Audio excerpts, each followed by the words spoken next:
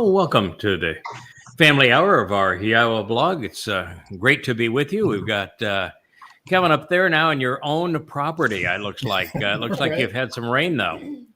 We did get a little rain, yeah. Yeah, Probably looks a little more muddy on the way down tonight. on the road. Yeah, we could get some too. We've got a storm that's going all around us. Okay, well, that was quite the warning as the civil defense or something. Anyway, good to see you, Kevin. Thanks for all the hard work during the week. Dr. Jeff, you've been a real hit on the show. Thank you for being back.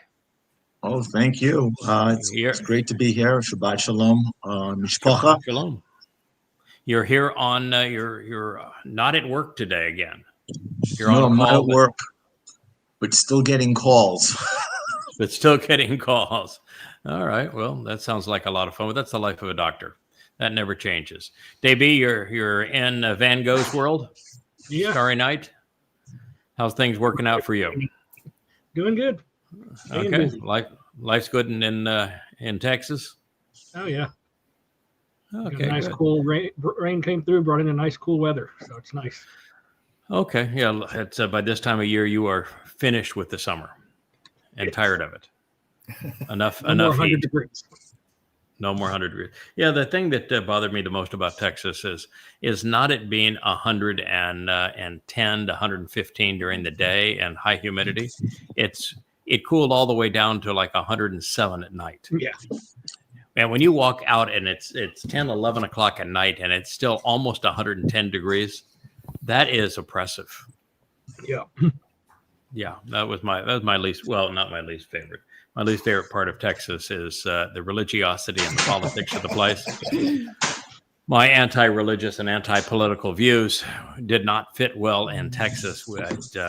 I could not do much in public because they were always trying to figure out a way to be political and religious. Oh yeah. We've got Miss Leah and Mr. Wookie over here on stage left. Oh. So cute, Wook. So you're back in the show world here again. Good for you. Yeah, he was tasked with being co-host tonight. Yeah, Leah, as you know, has another dog. The other dog puppy, is Kara.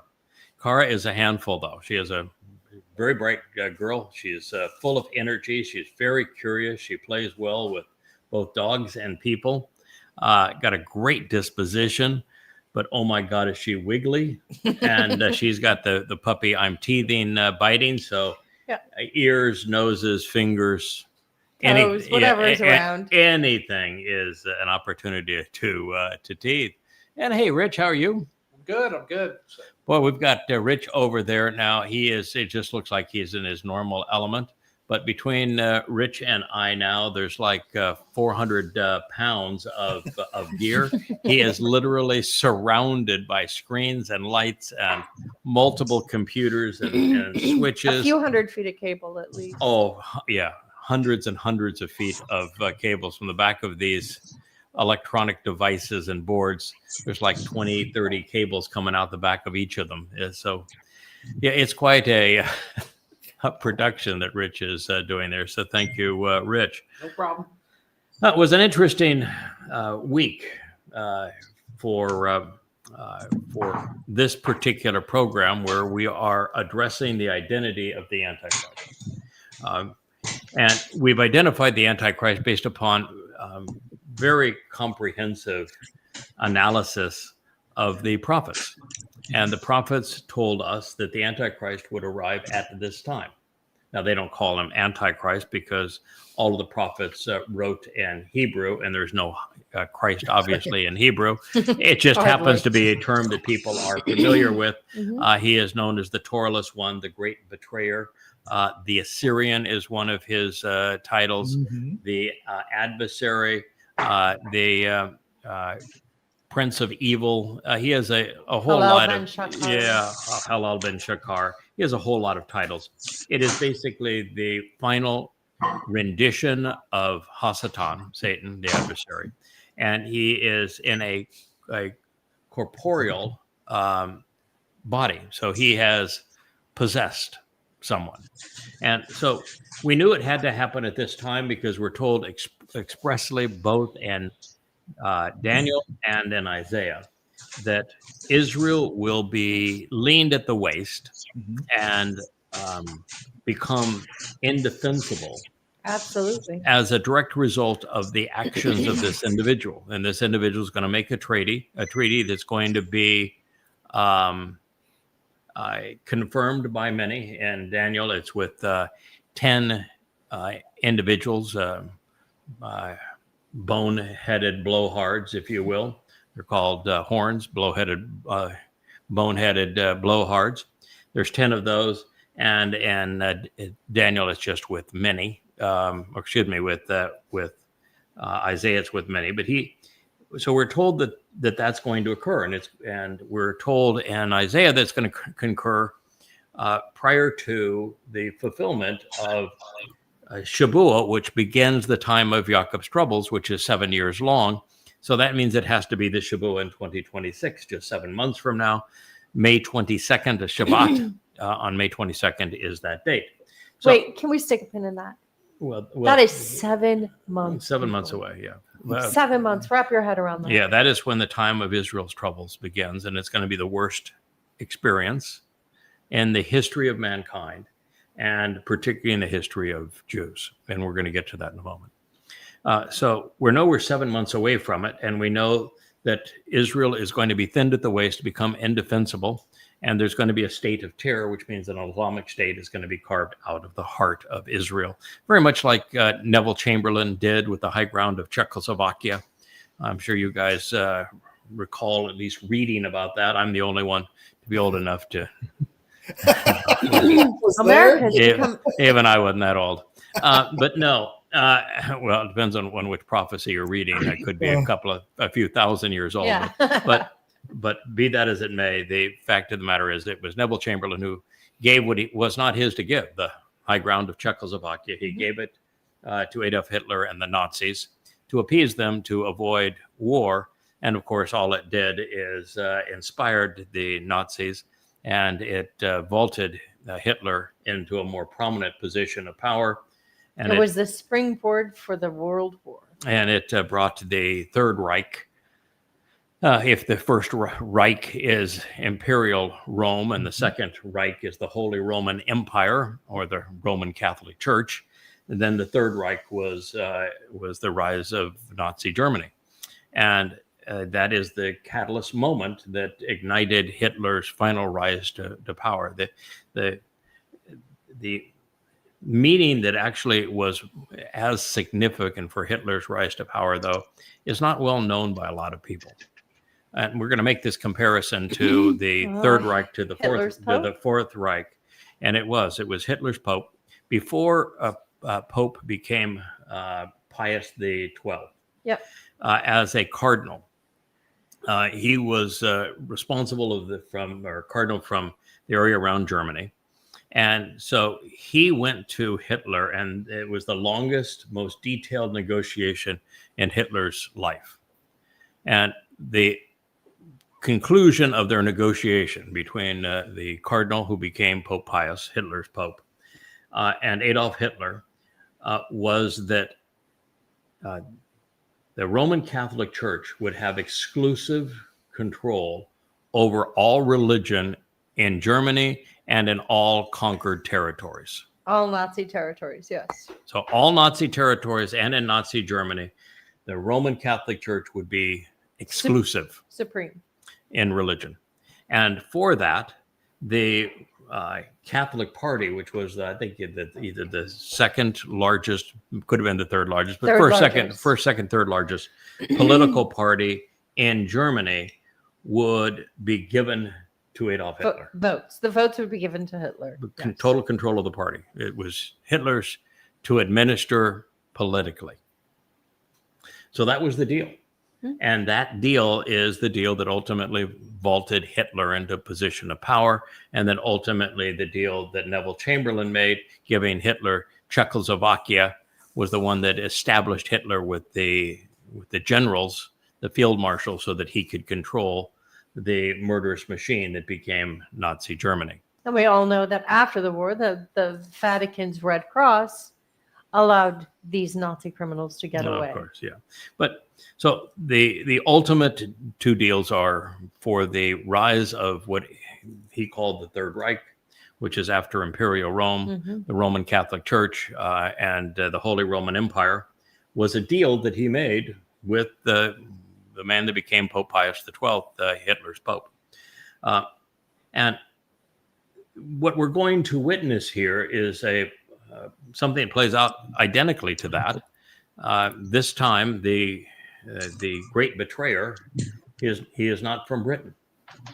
Isaiah made it very clear, giving us some 72 attributes that this man was a meddling, egotistical confabulator and pervert over the United States.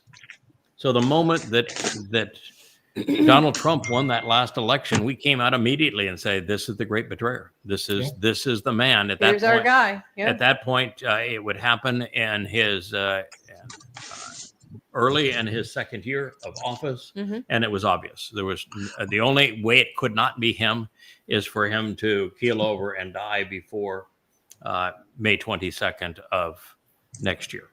But Craig, yes, go ahead. I just wanted to elaborate on, you're right on the money there. Little Leo, our friend Pope Pius XII, aka Eugenio Pacelli, during World War II, 1933, was the first Vatican diplomat and promised Hitler he'd disband the Catholic Party in a deal that protected the Vatican's rights in Germany. And when he did it, millions of Catholics joined the Nazi Party. Correct. Without Pacelli's contribution, he might never have come to power. That's right. There's no might. He would not have come to power. No. It was the most detailed and important negotiation in Hitler's entire life. And when I said is that the Catholic Party would no longer exist, it became the Nazi Party. The Catholic political party became the Nazi political party. That was the gift. One and the same. And so it was the Roman Catholic Church that made Hitler's rise and therefore the Holocaust possible. And this is really something to keep in mind because Christianity bears enormous blame for this. And there's a parallel now as we go into the modern day Antichrist. So this is the rise to power of the Third Reich. And the propaganda of the Third Reich, you guys probably know the man who was responsible for the propaganda and the planning, how the Third Reich would present itself, its logos and its all of its images and that sort of thing. Joseph Goebbels? Yeah, Joseph Goebbels. So now we're witnessing the rise of the Fourth Reich. And now we have a new Goebbels. His name is Stephen Miller. You guys ever seen or heard of Stephen Miller? Oh, gin-soaked Stephen Miller? Yeah, he is absolutely the little twit that is stature, voice, attitude, rhetoric. He's Goebbels. Yeah. So we have a Goebbels. The Trumpster skinhead? Yeah. In this case, the MAGAs are the Nazis. They're the Nazi Party. Donald Trump is Der Fuhrer. He is the Antichrist. He is demon possessed, and he is the person that the prophet said would have tremendous and devastating influence in the world. We're told about his personality. We're told that he would be a copper con, that his coloration would be known for a copper color. And goat hair. We were told that he would have goat comb over hair. We were told that he would be a very old man, long in days. And a pervert. We're told that he would be a sexual pervert and extreme sexual pervert. It fits, doesn't it? We're told that he would be exceedingly dishonest, a confabulator, so that there'd be very little correlation between what he says and what's true. We're told that while he is going to be deadly and destructive, he's going to be a warmonger who claims to be a peacemaker. That while he's doing all of these things, that he will win affinity and the trust of one country, Israel. Israel. And that is where he's Definitely going. more popular there than he is in America. We know that once Hitler rose to power, there were no more meaningful elections until he was dead. Correct? Mhm. Mm-hmm. Trump has already announced that he will either run again in 28, and if they even hold elections, that he will either win those elections, or he will call those elections off, or he will call those elections unfair. That it is already determined by everyone in that administration and by Trump that he will be president past 2028. Wow. Yeah. And it is overtly acknowledged at this point. So something did happen that plays into the rise and fall of the Fourth Reich, and that is what we're witnessing today. You had a global announcement today out of the Prime Minister of Canada, Mm-hmm. who basically said, we are done with the U.S. We are now looking inward. We'll be making our own steel. We're going to the Europeans for our weapons. They are not our trading partner anymore. Well, that's hyperbole. Yeah. The largest trading partner of the United States is still Canada. And there is no way Canada can survive without trading with the United States. There's really no way that the United States can function without trading with Canada.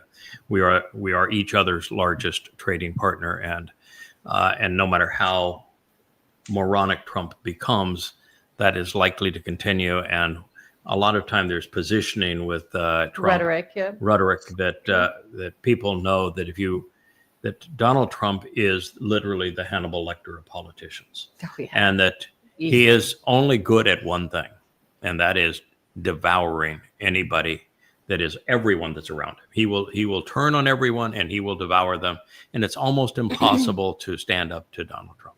He threw his female prosecutor to the wolves. Yeah, he is exceedingly mean-spirited.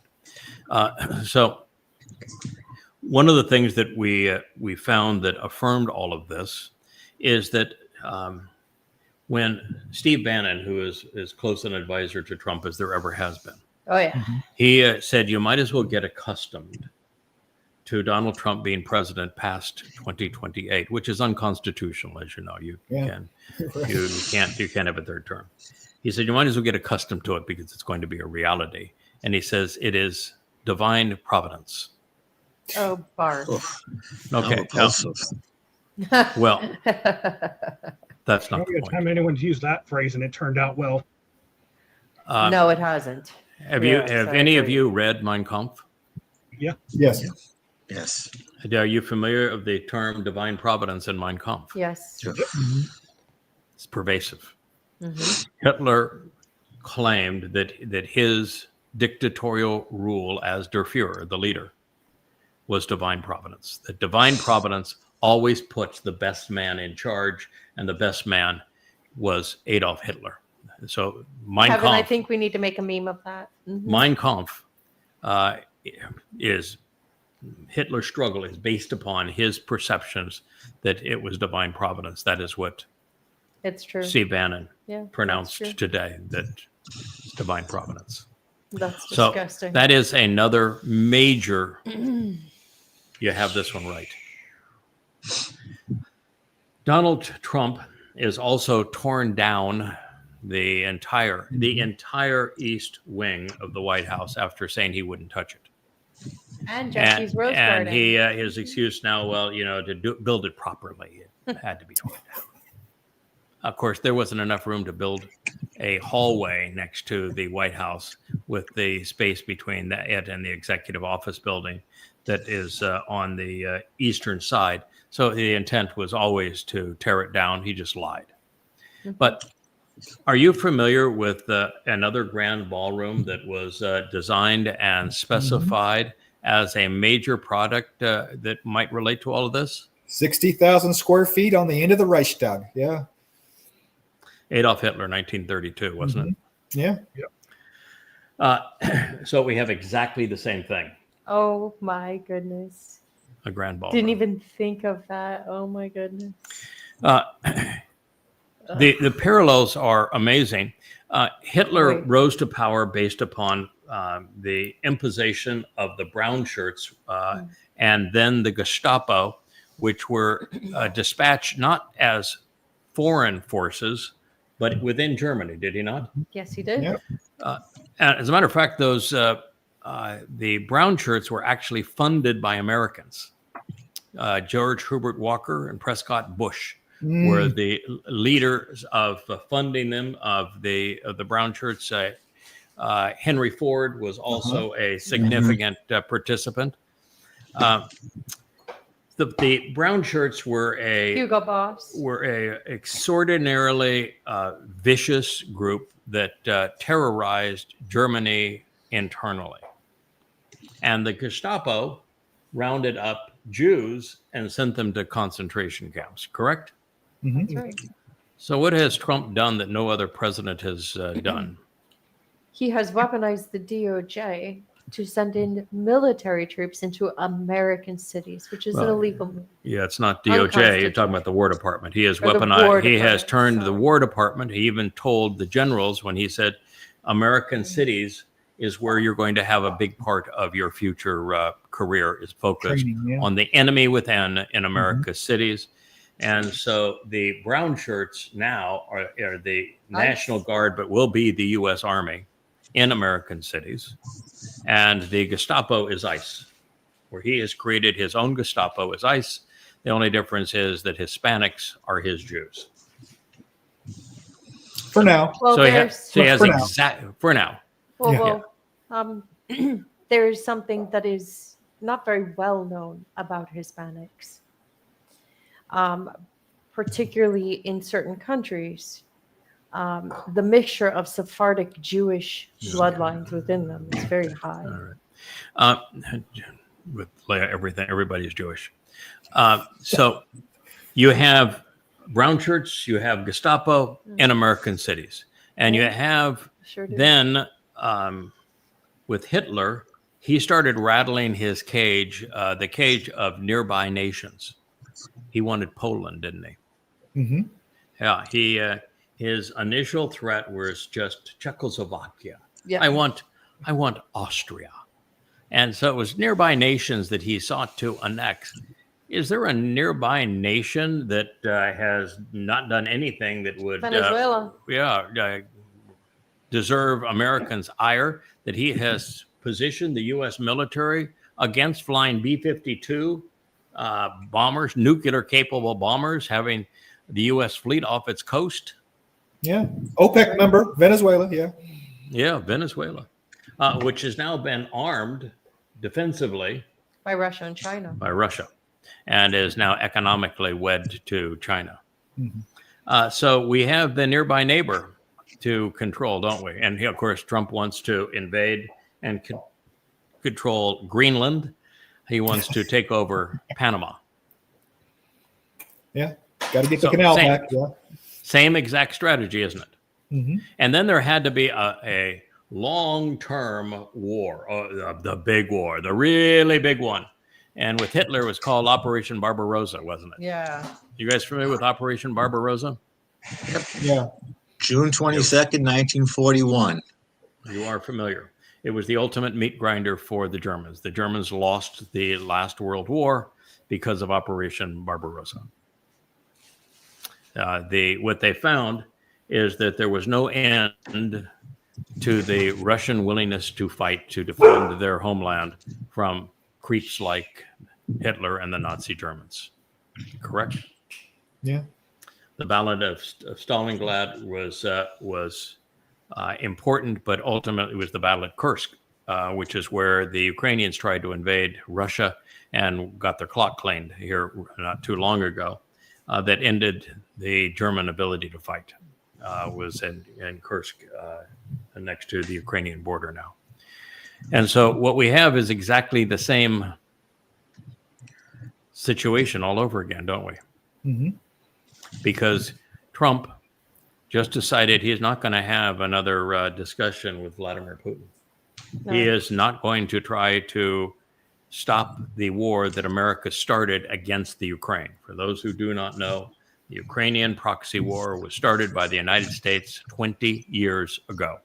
It is a CIA project that was advanced by 4 presidents in a row, and the CIA during all of that time, and the Department of Defense, all guidance, all weapons, all management, all the senior staff running that war in Ukraine against the Russians. Okay, come on. Well, are Americans and British officers. Yeah. It's run by the CIA, the U.S. military, and the British MI6. Didn't last He long. doesn't like.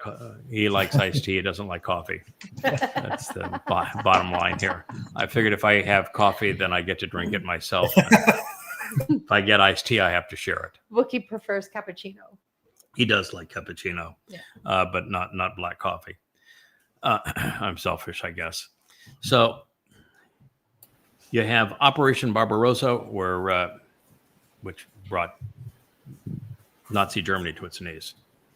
And now you have Donald Trump deciding he wants to be part of the warmongering through the Ukraine. He has called off all pretenses of peace discussions, all pretenses of no longer sending weapons. And he is scolding and damning Putin, who was not the aggressor in this war. The United States was the aggressor in this war. And that war has really taken some nasty turns here recently. I understand they've blown up the Crimean Bridge again. The Russians had their largest penetration, I think, is the Dnieper River, and which is a huge bridge in Ukraine that the Ukrainians blew up their own bridge to isolate Russians just after a huge amount of Ukrainians were captured. Now there are Russians that are in a meat grinder. That war has turned really nasty. And then there are now long-range missiles that have been brought to bear in the Ukraine. And this is a war where if you are an American or European, you need to hope to high heaven that the Russians win. Why would I say that? Because the Russians, if they're losing, are going to nuke everybody. That is correct.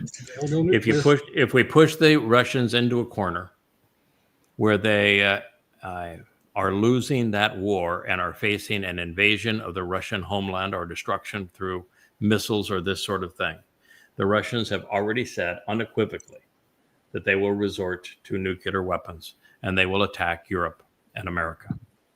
And they doubled down on that this week with Putin himself saying, if there are long-range missiles that are fired by the United States or Europeans that enter Russia, our response will be catastrophic.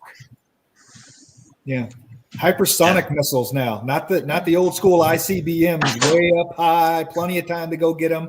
No, these are hypersonic. Nothing touches these things. Yeah. Yes. And he's not going to shoot hypersonics with TNT inside of them.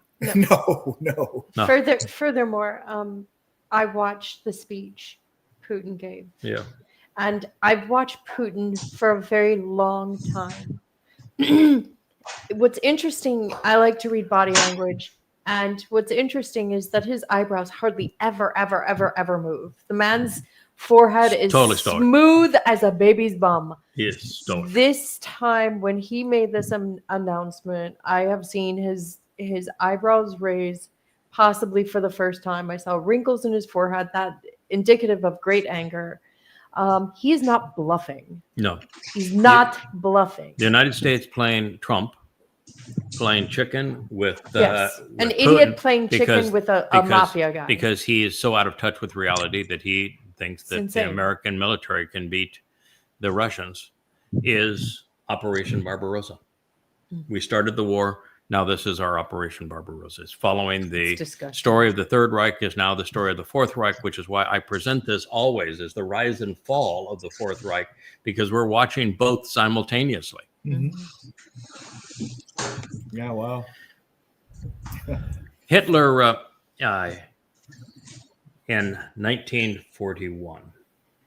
He was robbing Jews, and he was sending some Jews off to work camps. But for the most part, Jews were being exiled, robbed and exiled in 1941.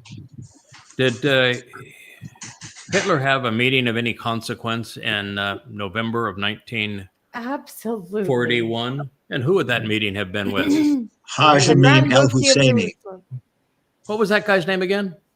Haj Amin El Husseini, uncle of the skunk and scumbag Yasser Arafat. Yes. Mm-hmm. And what was his title? Husseini's The title. Grand Mufti of Jerusalem. Okay. And he met with Adolf Hitler in late 1941, did he not? He certainly did. Had anyone discussed a final solution prior to that time? Absolutely not. No. Was there any mass execution of Jews Before that time? prior to that time? No. No. There were beatings and things like that. So- but no. A Muslim, very high-ranking Muslim from the Middle East, A murderous Muslim. convinced Adolf Hitler in late 1941 to no longer exile Jews after robbing them, but to exterminate them. And immediately after that meeting, the high-ranking members of the SS and Nazi Party, within 2 months of that meeting, formed the final solution and decided they would exterminate Jews. And after that meeting, so here's the second religion, Islam.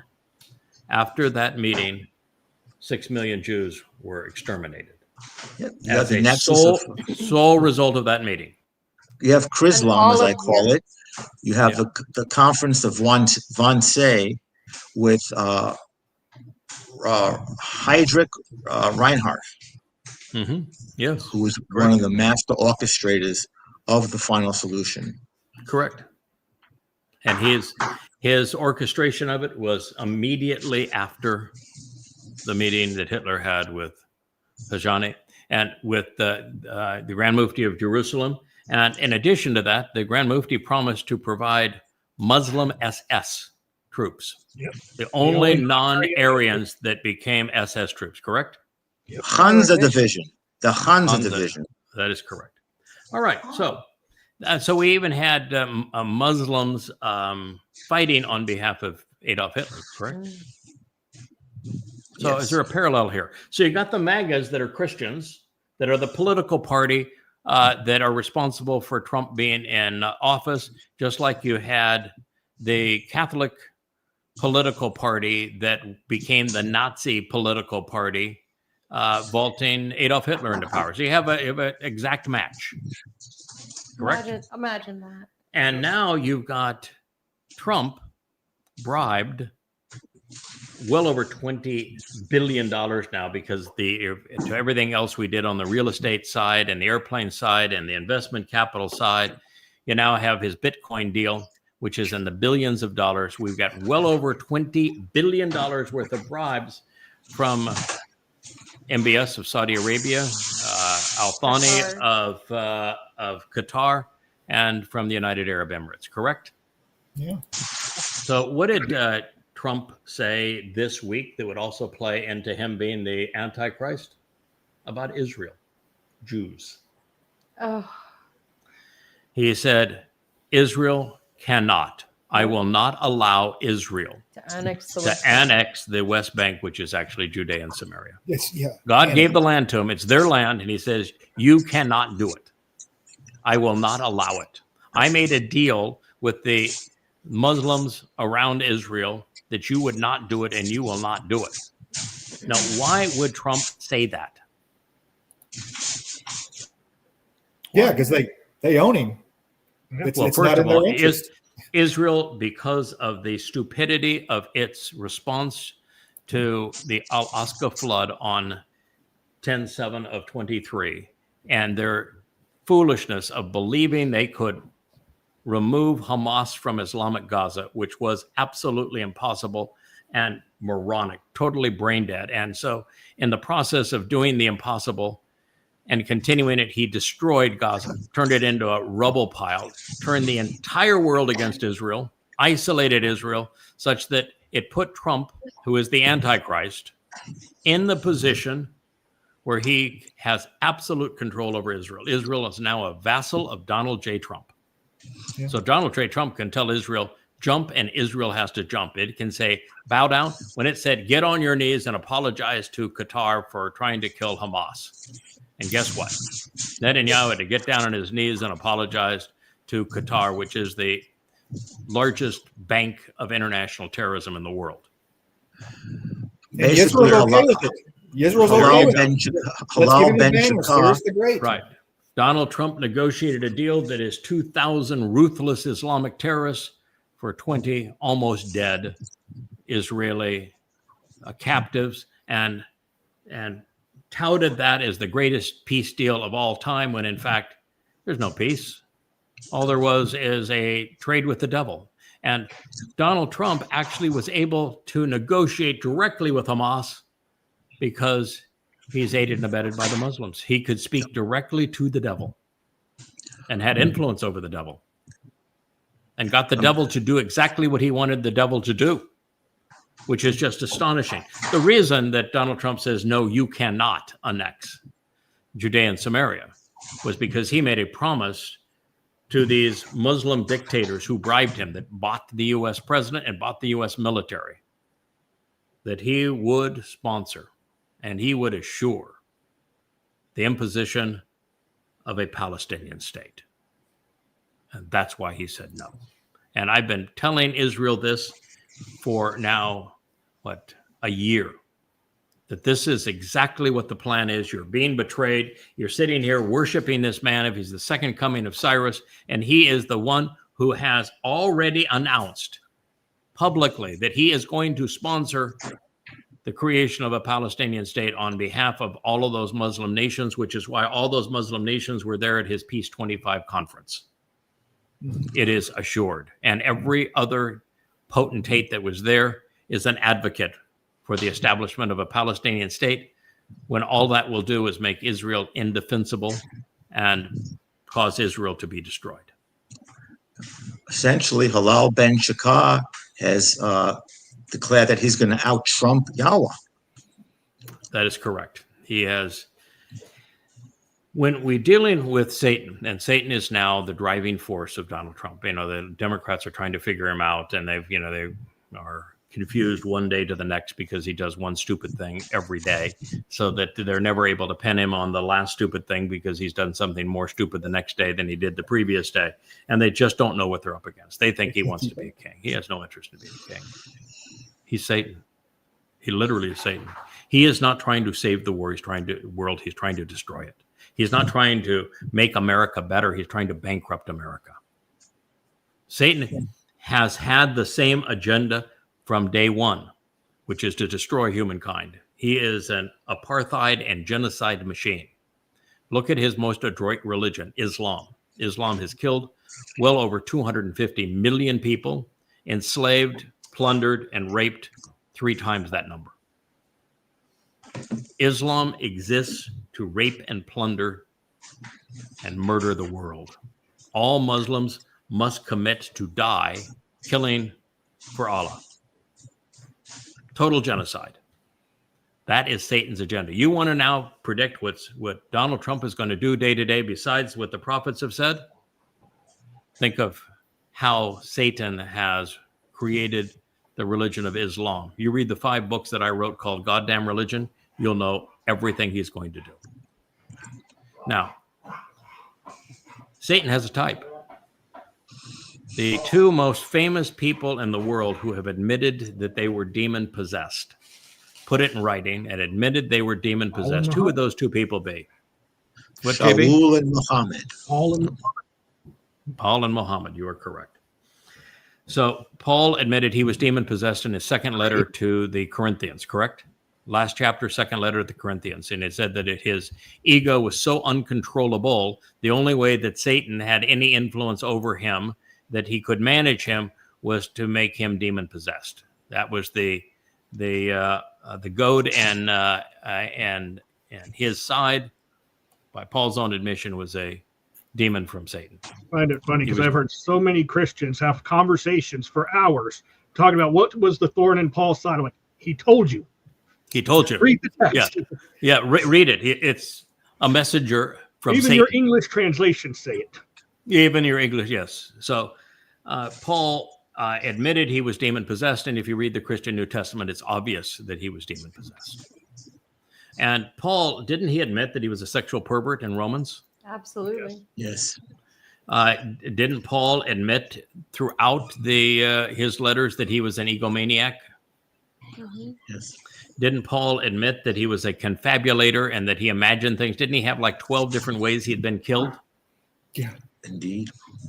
Yeah. 3 different versions of his road to Damascus story. Yep. And that, and in terms of just credibility and accuracy of all the citations that he used to try to prove the validity of his message, did he get a single citation right? 100% wrong. Zero. So he's in exactly the same boat that Donald Trump is in. He's never said anything that is entirely correct, has he? Nope. Yeah. So if you look at sexual pervert, you look at egomaniac, you look at total deceit, and you look at overall claims of grandeur, divine providence. Mm. Wouldn't Paul be the equivalent of Donald Trump? Spot on. Yeah. And how about the next guy, Mohammed? Wait, didn't Paul like men? He did. He did. He liked boys. Yeah. According to Yahweh, anyway. He said he had a fixation on the male genitalia. And of he course, did. his lover was Timothy, which is, I don't think Yahweh really cared the fact that he was a homosexual. I think he only offered the prophecy that he has a fixation on the male genitalia for 2 reasons. One is it would help identify him because he only had one love, and that was Timothy. And so it helps identify him. But more importantly, Paul's big issue was to condemn circumcision. Yeah. And so that he was and circumcision is the sign But of he the covenant. wanted his lover. But he did circumcise his own lover. Yeah. So he didn't like the turtleneck there, but otherwise he was opposed to circumcision. Is there anybody in the Trump administration that's opposed to circumcision? Oh, wow. Yeah. Oh, that's gross. Yeah, there is. RFK, what is it? Yeah. Causes autism. RFK. Yeah. He's on a crusade He's a against. conspiratorialist nut wacko. Yes, It's a wacko. that is his agenda. So there you go on that one. So okay, so let's go to the next guy that said he was demon possessed. When Muhammad had his first encounter with the demon that tried to kill him in the cave during Ramadan, where he got the nonsensical right, and he says, "I can't. I'm illiterate." Well, right, and then it finally said, "What am I supposed to write?" And it was right that the pen says that man was conceived from a coagulated clot of blood. Yeah. Say what? I mean, just utter stupidity. It's like saying we're going to turn Gaza into resorts. You might as well be at that level. So, Or bleach is good for so COVID. Muhammad, being beaten by the spirit, trying to run down the mountain, tried to commit suicide. And the first thing he did when he got to his coyote mama, who was his donor, so he didn't like to work, so he married a rich old woman, and he first thing he told her is, "I have been demon possessed, Yep. and I'm terrorized, and I want to take my life." And when Muhammad grew older, and he was he such a pervert, big fat toothless pervert by the end of his life. He admitted again that he was demon possessed. Mhm. And there are, the 33rd surah of the Quran actually says that all of Allah's messengers speak on behalf of Satan. Yeah.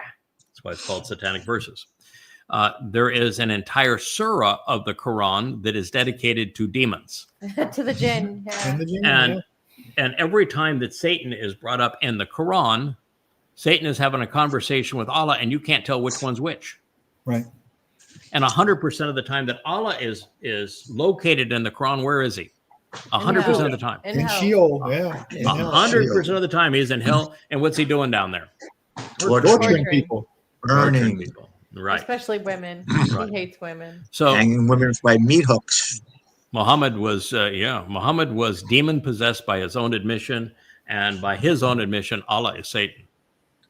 So we're trying to figure out a type here. Was Muhammad a sexual pervert? Oh yeah. Yes. Definitely. So Muhammad lusted for his son's wife. That would be called incest, wouldn't it? Mm-hmm. What did Trump say about his daughter? Oh, wow. Yeah. Oh yeah. Yeah, praise her. She's hot. Muhammad, when he was 66-year-old, had sex with a 6-year-old. Aisha. Do you know how many 11, 12, 13, and 14-year-olds that Donald Trump has raped, that he's paid millions and millions of dollars to buy their silence? 7 of them. Wow. Same number, by the way, that Muhammad raped of young children. Oh my God. A rapist, incestuous, confabulator, overt liar, murderer. Exactly the same. Egomaniac, Yeah. Psychopath. psychopath. Paul and Muhammad are both psychopaths. Paul and Muhammad and Donald Trump are all narcissists. They're exactly the same. So we are witnessing in Donald Trump exactly what we read in Yeshaya, Isaiah 14, where the entire chapter is devoted to Hasatan, Satan. And it says that ultimately Satan is going to declare himself Elion, which is the title of Dod as the Son of God and of the Messiah.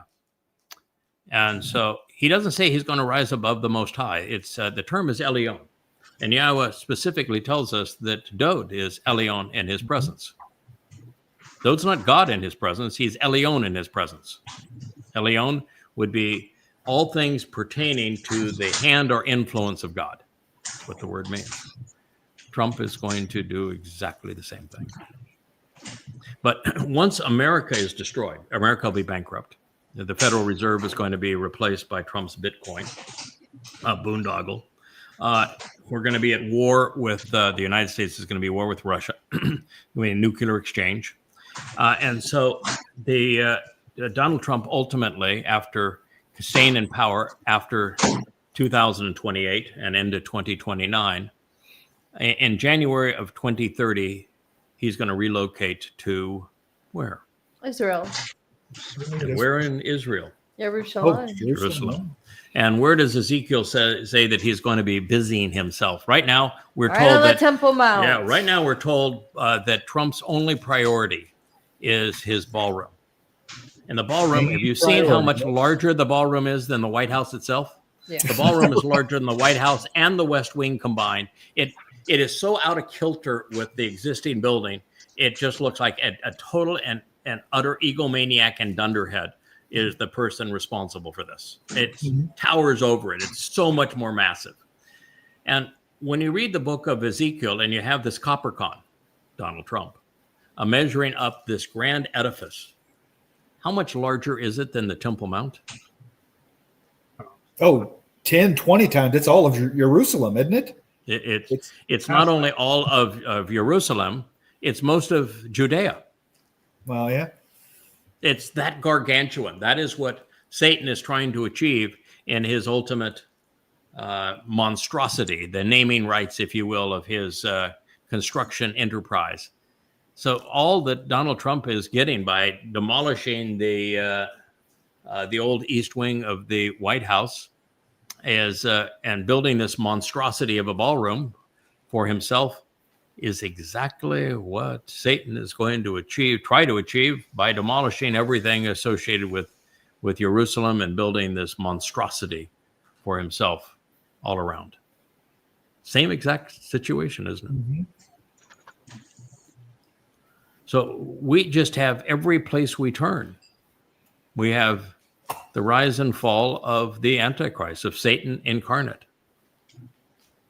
in the White House, and literally no correlation between reality and what the man says, and total and utter destruction. It's the path of destruction is massive, and he still has the complete loyalty of the Christian MAGA, just like Adolf Hitler did with his Nazi political party that came out of the Roman Catholics. Gaining steam every day. Every day, there are more Christians flocking into it. Yeah. More grandiose claims every day. It's almost the chaos is so great that it's very hard to even keep your bearings around the man.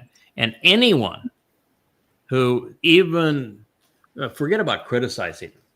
If you're in his presence and you're a reporter and you said, "Can you clarify the size and the scope of the ballroom?" He says, "What's wrong with you? You know, second grade journalist? I mean, you're still in grammar school? Have you no professional ethics at all? Do you know anything that you're talking about? Have you ever built anything?" And he just went into a tirade on this guy. Mm-hmm.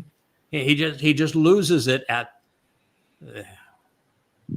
Reminds me of the two attorneys I was up against in providing expert testimony on airplanes for a friend of mine at trial, and they were just sure that they could badger me and put me into a corner when I would cower and capitulate to their yes and no answers that they wanted, and I didn't, and they did such a meltdown that they all of them were sanctioned by the court, and the jury was so mad at him because they wanted to hear what I had to say about what caused this accident.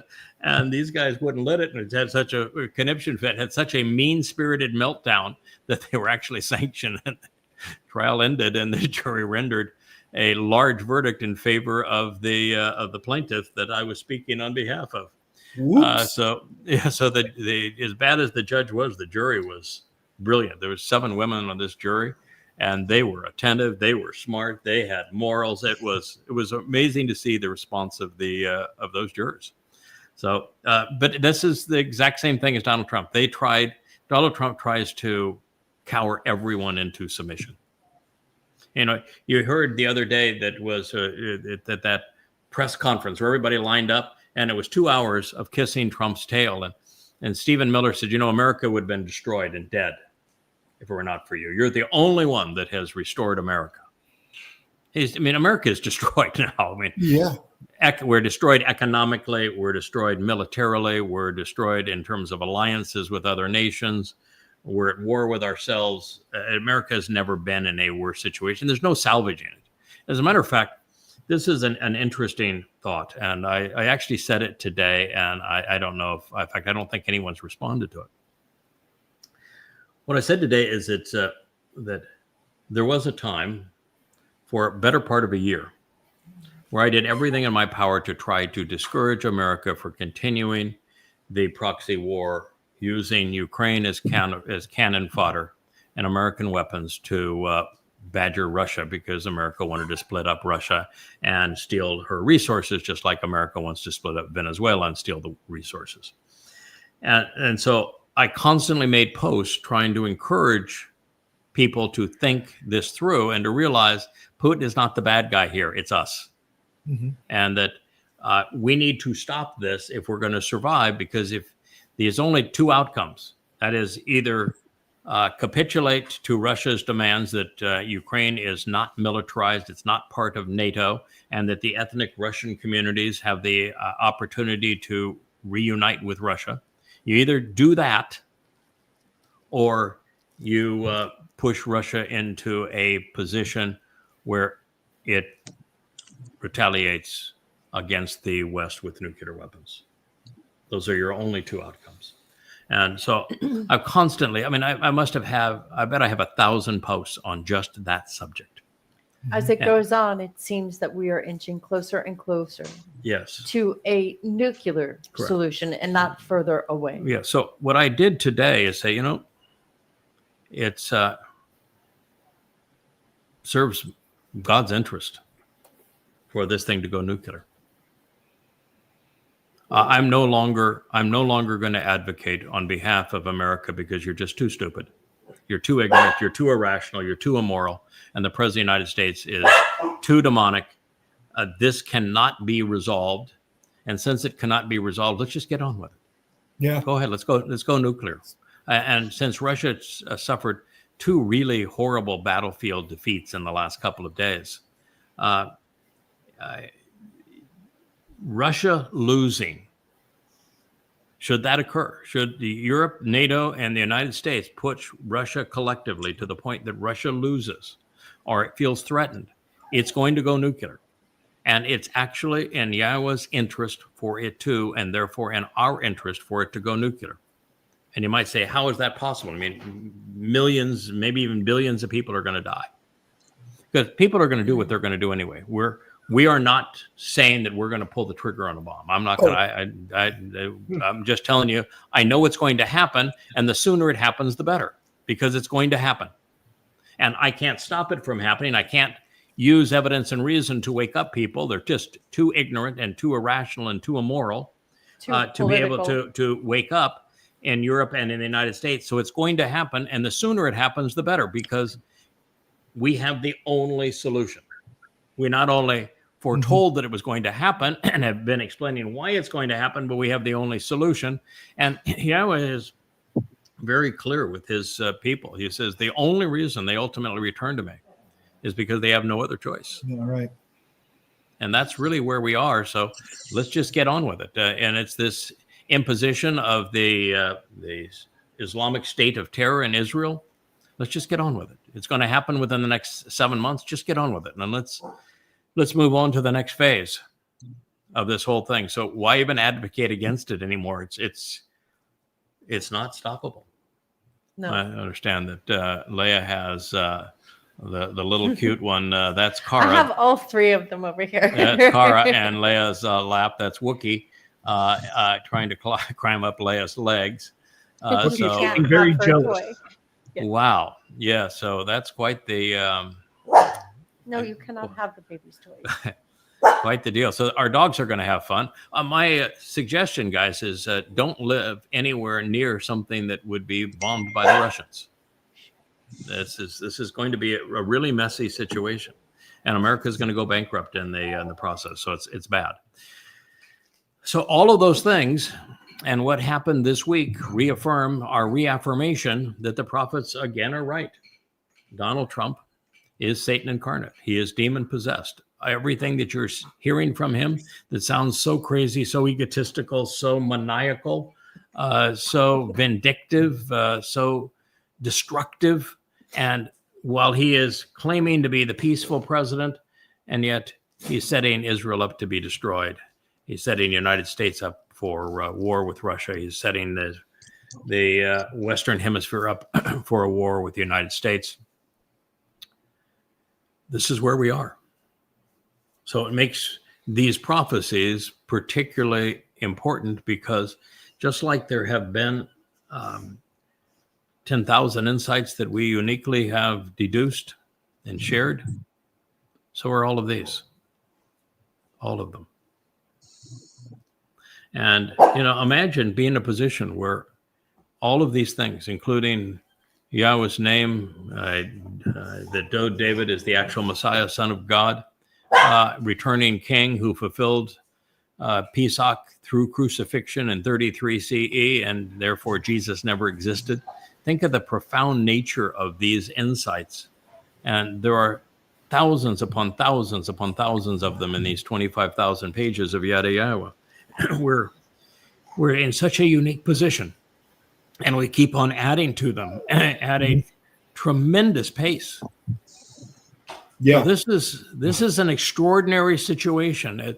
It's almost, well, it's both gratifying and frustrating that we could have more answers pursuant to a relationship with God than every cleric, every scholar, every rabbi, every priest, every pastor, every academician has in their entire history over the last 2,500 years, that one community led by one man, empowered by Yahweh, has deduced more of these insights than all of the rest of them combined by 1 billionfold. And that's where we are. It's a rather exceptional situation where we're living in the midst of prophecy. And you would expect under that basis that there'd be a whole lot of people reacting one way or another, accepting it and benefiting from it, or trying to renounce it because they're religious or political. Or conspiratorial. I mean, there's a lot of people out there that have little bits of pieces. And I mean, we just got into it the other day on one of the channels there were 30 or 40 people that we'd never heard of that were commenting and stuff. And all they wanted to talk about were conspiracy things, trying to talk them through what this program was about. And it was like, oh, the Nephilim, the giants. And there's no giant. And you're constantly having to correct, this conspiratorial nonsense. And they're looking, but they're looking to, no one's paying attention. Oh, well, I don't like that. I don't like that. And swipe, so. Yeah. With conspirators, you're never going to reason with them because they're not thoughtful. They use selective evidence. They ignore 99% of the evidence, and they focus on the one dot, and they take that one dot out of context and extrapolate from there in an echo chamber. And they come up with, utter nonsense like chemtrails or flat earth or 9/11 was an inside job. The Jews did it as opposed to an Islamic suicide bombing. Conspiracy theory is a black hole. Like everyone I've ever talked to that is into conspiracy theories, it's always the same. They start with something that is true. They're talking about like the Gulf of Tonkin and, the way we've done our MK Ultra. And they start with these, but then it's like a rabbit hole. They just keep going down that rabbit hole. Yes.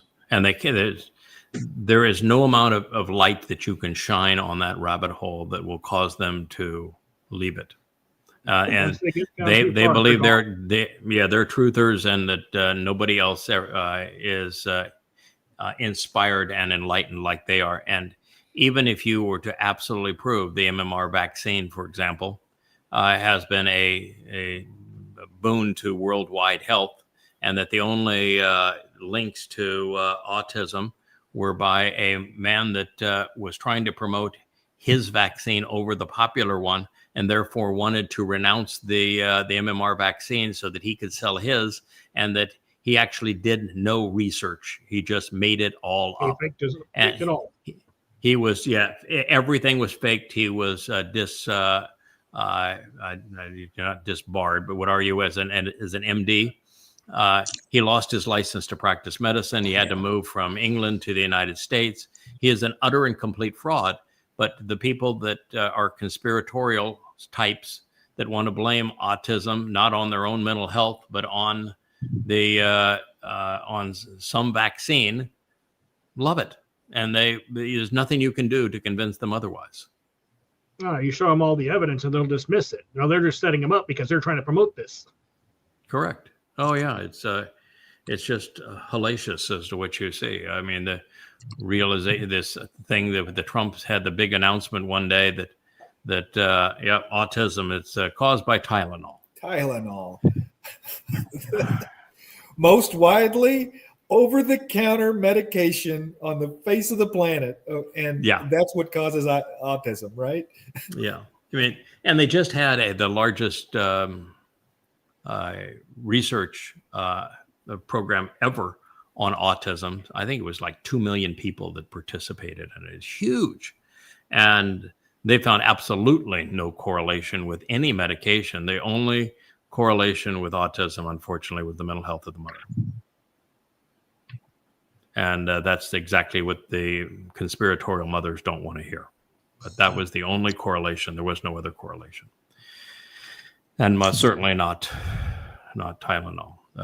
So, you're just dealing with a series of lies to promote confusion.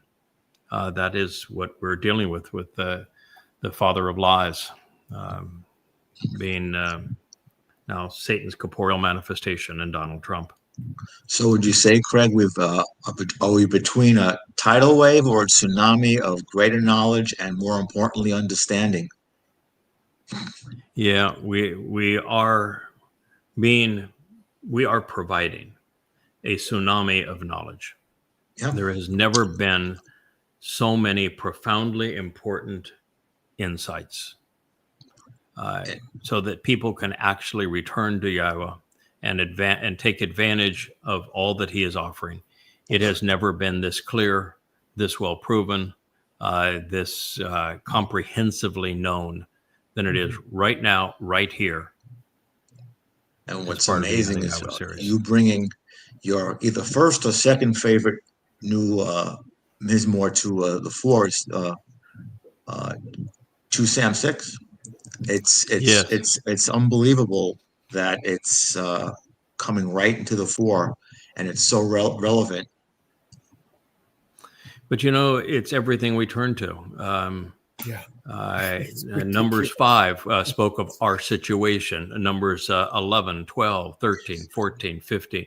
All of it was prophetic of our situation. Numbers 19, Numbers 20, all prophetic of our situation. 2 Sam 7 is the most important prophecy pursuant to what we've come to know about the Messiah and Son of God, and Yahweh's approach towards the covenant. And now we find that the previous chapter is even more prophetic of our particular situation and the role that we're playing in facilitating it. And then I had reason to go into Deuteronomy 12. Yeah. To validate the fact that God actually said you can eat whatever you want, because people are having a conniption fit. That is the new way to attack Craig and discredit Yada Yahowah, is to say that Craig said you can eat anything. Actually, no, it was Moshe, inspired by Yahweh, who said you can eat anything. And so I went back and I'm retranslating everything just to bring it up to snuff, and writing the commentary on it. And you find out that everything that God opens with is prophetic of our situation right now, in its opposition to mother goddesses and to all manner of religious threats. And then God says, the place where my name resides is where I want you to seek knowledge. The place where my name resides, that's where I want you to seek knowledge. The place where my name resides, I want you to seek knowledge. Where else on this planet does Yahweh's name reside that prominently? It does not reside on the Temple Mount anymore. It's all Islamic, correct? Mm-hmm. Doesn't reside anywhere in Jerusalem or in Israel, does it? Because they won't even say it. They've erased it.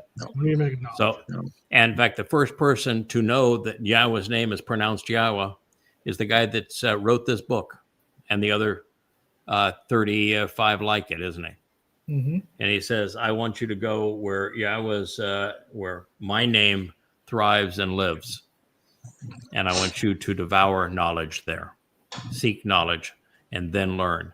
And then it goes on to say that of all the things that you ought to be focused on, I want you to capitalize upon and then be alert to the sacrifice of the bull and of the lamb. And the preamble to, before you even get to, you can eat anything you want. Right. Let me just leave this here. You won't get it for a while, but let me just, how many times have we gone over and translated Dabarim 12? How many times you roll through it, and look, but the understanding prophecy, and no one would have thought any of that was prophecy. They would have thought all of that was ancient history. Mm-hmm. But understanding prophecy and even understanding Torah teaching requires this enormous foundation of knowledge. That's why the second to last of the 7 spirits that the Towrah was given is the spirit of knowledge. You have to build this foundation of knowledge before you're in a position to know those things. Like you have to know the various ways that you can translate son, which is a lamb from the flock, or bakar, which is an observant bull. And you need to know those things, and most people would just pass right over them. Until you read Numbers 15, and God goes through the role of the lamb, the goat, and the bull, and fulfilling the Moed Mikre. you're just not able to deduce the conclusions that are necessary to understand. And until you've been assaulted by somebody who accuses your wife of being evil and then claims that they speak for Mother God, you would not know that that Numbers 12 is specific and prophetic to your situation.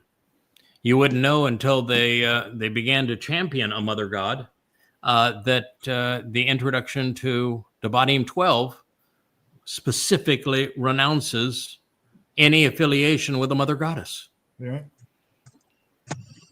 It's there. It's everywhere.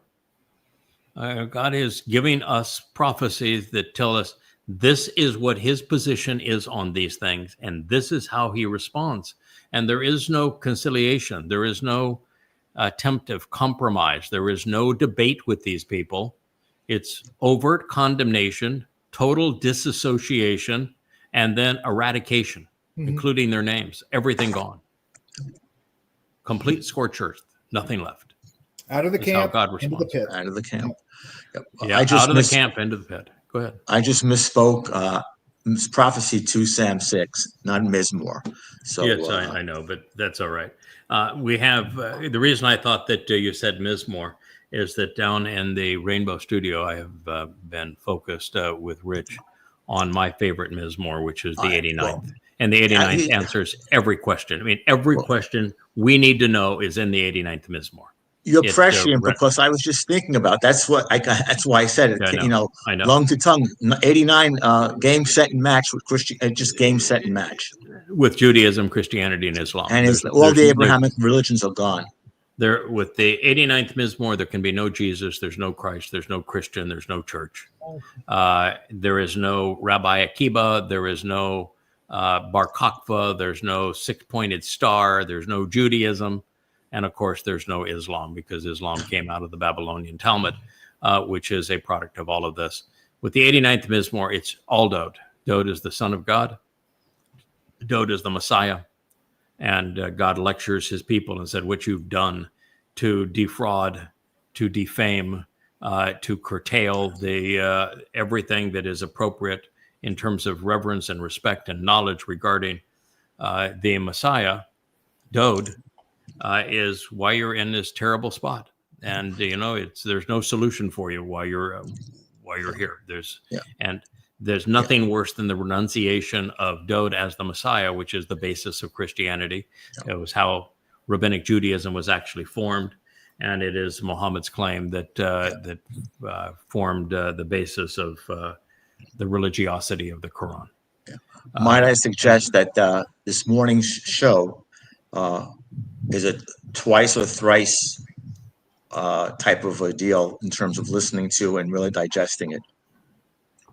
It is powerful. The one yesterday and the one today are riveting in terms of their implications. You cannot listen to that, be informed, and be rational and remain a Christian or a devotee to Judaism or Islam. It's impossible. And if you listen to it and you realize how rational and forthright Yahweh was, even as an agnostic, you're going to say, boy, that's like JB, you were an agnostic when you first heard this message. You come across something that's as brilliant as the 89th Mizmor, and it's really tough to remain an agnostic. Oh, yeah. If you got an open mind. If you got an open mind, God is absolutely brilliant, and he was able to tell us exactly what was going to happen through time and the consequence of it. And it's just so marvelously written. All right, I want to go into, we have a little time left. I want to go into and make some progress on Daniel 9, which is where we are. We have some muck to finish before we get to the good part. We're dealing with Daniel, who was not a prophet. Daniel was a scribe. He could write. And he had read the prophets, so he knew that Israel was in the, you can't say the doghouse because the only person named Dog was Caleb, and he was highly favored by Yahweh. So dogs are good with Yahweh. That's right, Asher. That's yep. Asher's getting the butt rub by Rich. The fact is that he knew that God hated Judaism and religion, and he said so in the previous statements. Now he's whining, and he is saying, "Oh God, you need to forgive us, and God, you need to open your eyes and see how this is all so ravaged, and you need to change, you need to accommodate us, and I want to play intervention." And God just has nothing to do with any of that. You can beg God for anything you want to beg for. He's not listening to you. You can say, God, I want you to be merciful to so-and-so. No. I want you to forgive him. No. God doesn't do that. He says, this is what I have established that is in your interest. You want to participate in this? Great. Here are the rules. No, we're not going to, you're not going to lecture me on you want a different set of rules. No, these are the rules. I've made it possible for you to be immortal, for you to be perfected, for you to be empowered, to be enriched, to be emancipated and adopted into my family. If that works for you, I've done all the work. All you have to do is come to understand it and act upon it, and it'll be great. But if you want to change it, you want a New Testament, you want a Talmud, you want to change my name, you want a different Messiah, no. You're out. And if you promote those things, you're not just out. You're going to go to one of those black holes that might be swirling around that Van Gogh painting. Not a good situation. So here we are. It says, my God, incline your ear and listen. Ugh! That's the whole problem with Christianity and Islam and in Judaism, isn't it? Mm-hmm. Pray without ceasing. Muslims, you got to do the nose plant and the butt up in the air humiliation thing multiple times a day, reciting meaningless drivel to Allah, who is Satan. Christians have their prayer councils and everything is pray for this, pray for that. And Jews, oh my God, with the head bobbing and the praying to not Hadrian's Wall, but the wall that was built during the Roman occupation period by King Herod. I mean, oh my God, how could you be so stupid? But that's what they're doing. They even take when Yahweh says, listen, Yisrael, Yahweh, your God is one. And they change that to a prayer. Where they yabber to, and they change God's name to Adonai. And that's how bad they are. And so here is Daniel being the ultimate nincompoop here, saying, my God, incline your ear and listen. No, it's our job to incline our ear and to listen to Yahweh. Would you say Daniel got it? Would you say Daniel got it backward? Backwards. Then he says to Yahweh, my God, open your eyes and see. No, our job is to be observant. It's not God's job to listen to us or be observant. It works the other way. It doesn't work this way. You got nothing to say that God wants to hear.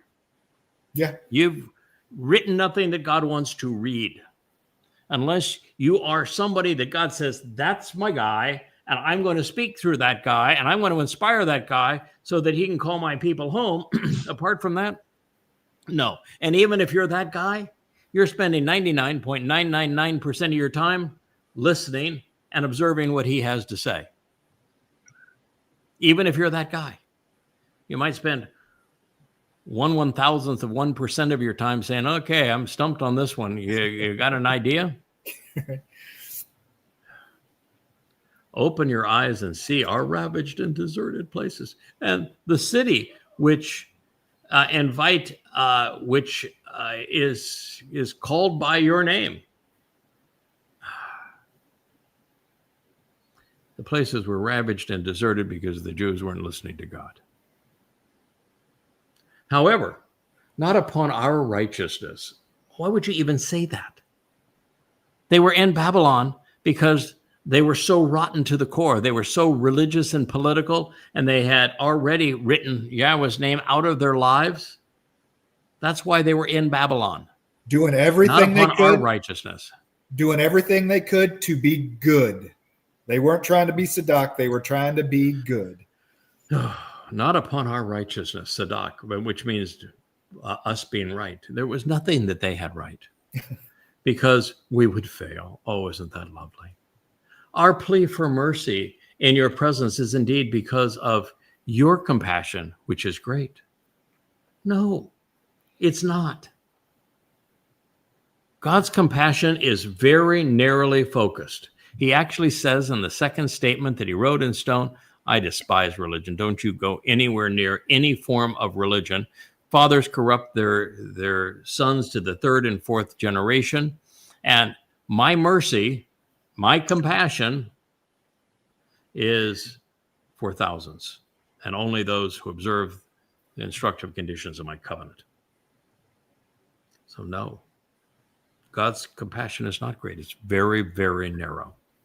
And you do not plead to him for compassion. You want God's compassion?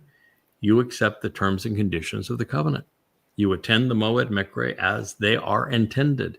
You recognize and you begin to take great pride and joy in Yahweh's name. You acknowledge the role that Dod, as our Savior, the Son of God, the Messiah, and former and returning King, played to make all those things possible. God gave you a means to receive his compassion. You cannot receive it any other way. And if you beg him for it without knowing that he has already offered it in this way, all you're going to do is irritate him and prove that you're a nincompoop. That's really all it does. When somebody says, this is what I want from God, when God says, this is what I'm willing to give, and I'm not going to change, you're proving that you haven't listened, that you haven't been observant, and that you're an absolute idiot who thinks you're smarter than God. I've got a pretty good relationship with God.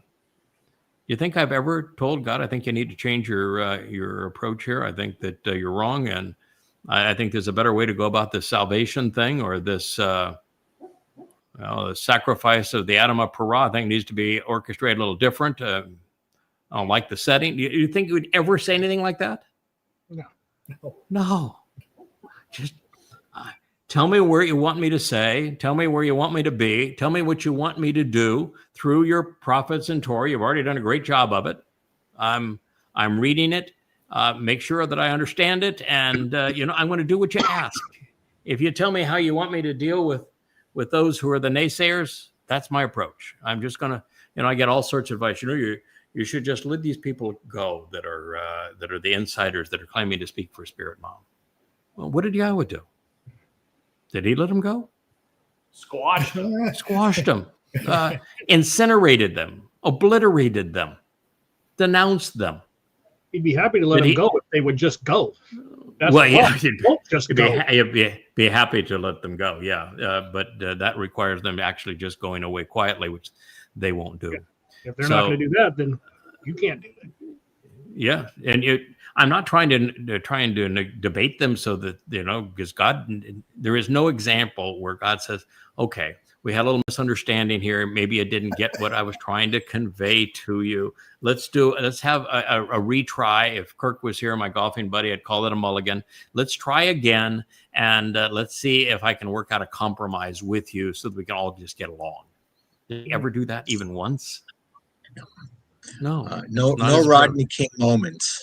No. So if you're going to represent Yahweh, can you be a compromiser? Can you be tolerant? Can you try to figure out something that everybody can accept and just get along? Can you do that? It's Gibor, Chazak, and Chokhmah. Yeah, absolutely. However, not based upon our righteousness, because we would fail. Our plea for mercy in your presence is indeed because of your compassion, which is great.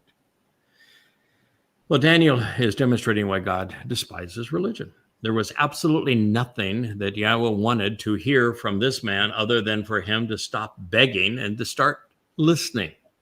Israel was deserted because Jews did not invite Yahweh into their lives, did not welcome him into their hearts, or even mention his name. Mercy is afforded to those who pay attention to Yahweh and observe his testimony as it is prescribed in his Torah, his Nabiim, Mizmor.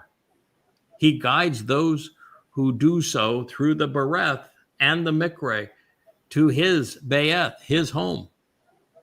And along the way, we find his Chanan and Rakam. He is very generous. He is exceedingly generous. He plays favors. He's kind. He's affectionate, funny, bright, fair, consistent. And, there is a huge difference between us, but God doesn't want us to perceive that difference. What he wants to do is to mitigate that difference. And he wants us to start right now appreciating God's role as our Father, not as this fearsome Lord out there. Then we know that the whole plan is to mitigate our difference so that ultimately we're empowered and raised to the same level that Yahweh is raising Dode, where, we're told that he is Elyon in God's presence. That's what he's offering. So there are times when I'm even hesitant to translate a passage, and this is, of course, one of those occasions. The previous 3 times through this material, I ignored it, moving past it to the next statement. And I'm uncomfortable with Daniel's insistent pleading and unsolicited praise. Further, his use of Adonai, my Lord, is inappropriate and it is disturbing. Nevertheless, this is what he said next. Now, it's important for people to know that just because the book is called prophetic and just because someone's called a prophet, they aren't. There's a very clear criterion which very few people have taken the time to study. It's presented in Devarim as to what qualifies a person as a true prophet and a false prophet. And the credentials are really pretty straightforward, and Daniel doesn't muster up. Yeah. So he is not one. That doesn't mean that there isn't prophecy in Daniel, because he was visited by 3 prophets and he wrote down what they said accurately, and that's good enough because we can learn from that. So he says, my Lord, my master, that's Satan's title. I am emphatic in wanting you to listen. Oh my God. So damn religious. As an expression of my will, I choose for you to hear what I have to say. Call imperative paragogic. Hey, cohortative. Energetic, second person, masculine, singular. You've done some translation, JB. That's quite a list. Call means no nuance here. This is a literal statement. I'm not trying to be subtle with you here, God. This is what I actually am saying. Imperative means it is a second person expression of volition. So in other words, he's saying, I want you to agree. And paragogic means major emphasis. I'm laying it all on the line, God. You got to listen. This is really important. Cohortative means this is my decision. This is what I want. First person expression of volition. Energetic just makes it more emphatic. Second person, masculine, singular. So he is telling God what he wants God to want. Rather than asking God for his will, he's saying, I want your will to be as follows. Uh-huh. Talk about commanding. Yeah. Oh, whoa. No. I think that'd be fun sometime as a joke. We'll just kind of all collaborate and say, okay, we're going to pull a fast one on YAHOWAH now that, we're in the 1,000-year celebration of Sukkah, and say, okay, let's go up and let's see if we can pull a fast one on God, and we'll see if we can collectively outvote him and see if we can get him to agree to a different way, a different approach to something. And then, when he's just looking at us like, what? Say, April Fools. No, we're just kidding. We just spoofing with you. You've got a sense of humor. We're just kidding with you. I think actually it'd be fun to do, so long as we could get to we're just spoofing with you before out of the camp, like poof, yeah, like poof. I'd want Kevin. I want you to advance that. I don't want to be the instigator of this plan. Sorry, God, I'm just kidding. All right, my Lord, I am emphatic in wanting you to listen. My Lord, I am insistent and emotional in my appeal for you to choose to remove the guilt and to forgive. Oy. There's only one way that our guilt is removed. Dode. Matzah. Dode removed our guilt on matzah. That is the whole purpose of matzah. Took it into Sheol to deposit it there. We're the first people ever to figure it out. And it is emphatic and it is powerful. And that is what God decided that he was going to do. It's Dode's soul that took our guilt and carried it into Sheol, the place of separation, equivalent of a black hole. And it was Yahweh's spirit that protected Dode's soul while he did that, and then released his soul at the end of Matzah. This is what happened. That's the only way it happens. There is no other form of forgiveness, and that really isn't a form of forgiveness. Wipes it away. It is a form of salvation in terms of salvation, Yatzah being deliverance from harm's way. Our guilt is delivered from us so that we are saved from harm's way. But there is no forgiveness here. It is, even the judge that I was before yesterday, if you walked into that courtroom and no one could produce any evidence against you, you would be rendered immediately not guilty, correct? Yes. Well, if all of our guilt is taken by Dode and deposited in Sheol, then we're not guilty. Yeah. So you don't have to be forgiven, do you? No. If you're not guilty, there's nothing to forgive. That's the beauty of God's plan. Mm-hmm. That's why it was just so spectacular what Dode did. So I am insistent in my emotional appeal for you to choose to remove the guilt and forgive. No, God has a plan to do that. If you read the Torah, you'd know that it happens on Matzah. Mm-hmm. And then if you read the Torah, you would know that Dode is the person who is responsible for that. And if you read Dode's Mizmor, and this is 555 BCE, and Dode's Mizmor were written, 400 plus years before this, almost 500 years before this, you would know the answer. My Lord, on my own initiative, I believe that it is imperative that you pay attention and you become responsive. Kashab, you need to choose to be alert here. You need to pay attention, pal, because this is what I want. Hiphil, imperative, paragogic, hey, cohortative, interject. Oh my, this is the full McGillicuddy. Full McGillicuddy is stupid here. You must engage, God. The only thing he's missing is a wagging finger. Yeah. I have a couple of times through this whole process, in 24 years said, God, you need to do something here. This wasn't our deal. Seriously, this wasn't, we made a deal. We're now in a phase of the deal which is inconsistent with the deal that we made. And so I'm expecting you to resolve this problem because that's our deal. And so I don't know how you're going to resolve it, but I'm expecting you to resolve it. That's as far as I have ever gone. Which I'm just doing there is I'm holding God accountable for what he promised. And he has no problem being held accountable for what he promised. And I'm not certain how he's going to resolve it. And at the time, and then I find out how he resolves it.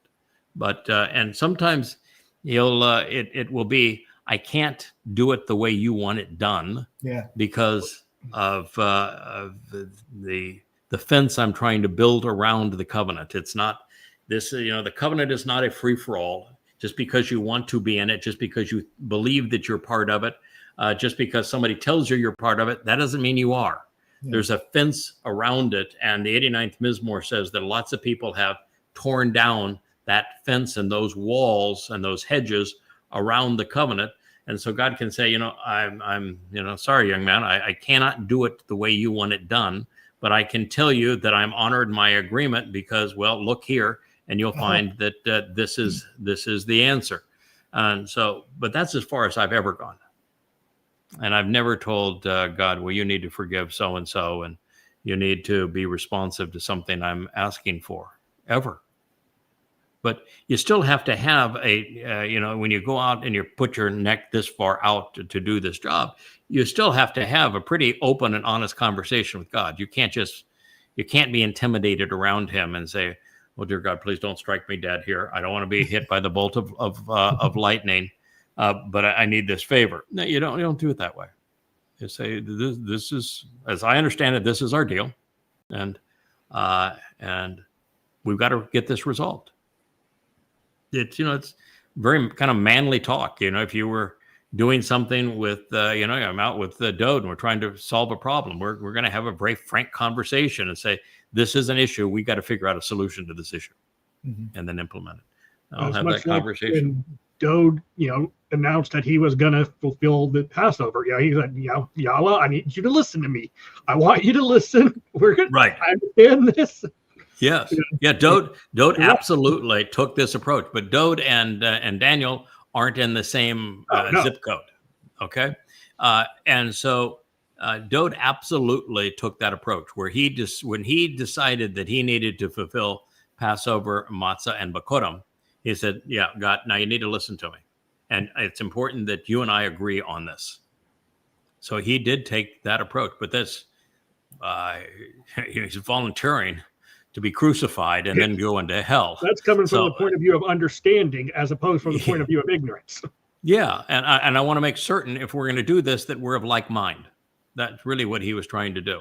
And, it's like as I progress in doing and overcoming some of the challenges of doing this job, I will have a really frank conversation with God. I said, it's our backs are up against a wall here. We need to figure out a solution. We need to be of like mind. And so what is the solution? What are we agreeing to do here? And so we'll have that conversation. Dode had it. I have it from time to time. Mine are 1/1000th as important as Dode's were, but Daniel was completely out on a limb here. He was not making any sacrifice to save anybody. He didn't understand anything that he was seeing. He had zero ability to accomplish anything, nor could he convince God of what he was asking. So do not remain inactive, be hesitant or delay. For your own sake, O my God, because indeed your name is called over and above your city and your people. Except for the point that Daniel was quoting from Yirmiyah, he never said Yahweh's name. Yeah. Yeah, he was mentioned when he is quoting from Yirmiyah. Yep. But that wasn't his thing. He named himself, may the Lord preserve the king. So this is a very, very confused man. And at this point, the Babylonians had torn down the temple. So God's name didn't reside there anymore. Yeah. You can make of that what you will. As for me, I'm glad that it was written in the cohortative, thereby expressing Daniel's agenda and his mindset, not Yahweh's. Begging for forgiveness is a complete and utter waste of time. In fact, it's counterproductive because you come off as an irritating numbskull. You don't come off as compassionate. You come off as a belligerent and irritating numbskull that doesn't know exactly what God has said relative to delivering compassion. And if you want to know what he said, listen to Yahweh and act accordingly, and you will find a much better outcome.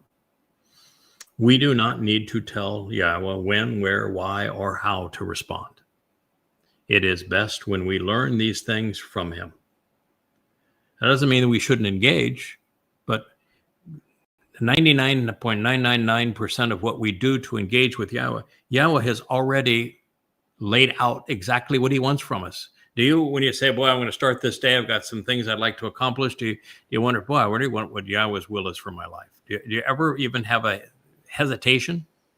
No. He's really clear. This is what I want done. Mm-hmm. I'm expecting, if you're going to be part of my family, that you engage. Do not be a couch potato. I'm not looking for deadbeats. In fact, in this whole thing on Devarim, Deuteronomy 12, after going to the source of knowledge and becoming proficient in understanding what God is offering, there's two statements about, I'm expecting you to engage. I'm expecting you to validate your commitment to this covenant by your actions. Show me that you have merit. Do something that's worthwhile. So it's disrespectful when we try to dictate to Yahweh. Working through Moshe, God revealed when and why he would act, and through Dode, how and where. Therefore, to ask the Almighty to repeat himself is akin to rudely sleeping through the professor's lecture, losing his textbook, and then demanding he provide a special session just for you. Well, that's the thing that we find all over social media, where somebody just makes some dunderhead move, and we said, no, that's incorrect. This is what God actually says. And then they want you to have a private debate with them. And you just say, I've written 35 books on this subject. Why don't you read the damn books? You want to have a debate with the books? Go ahead. But no, I am not. And people get all pissy with you. I say, well, then you won't engage in debate. Why are you even here? God, if you want to know what I know about God, read the books. If you don't, then just go away. Quietly, please.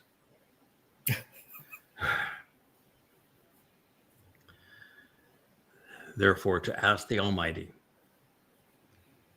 to repeat himself, to give you his own personal rendition of what he wants, is nothing but annoying. If accommodated, it would not only reward bad behavior, and it would go against all of Yahweh's insistence that we listen and we observe.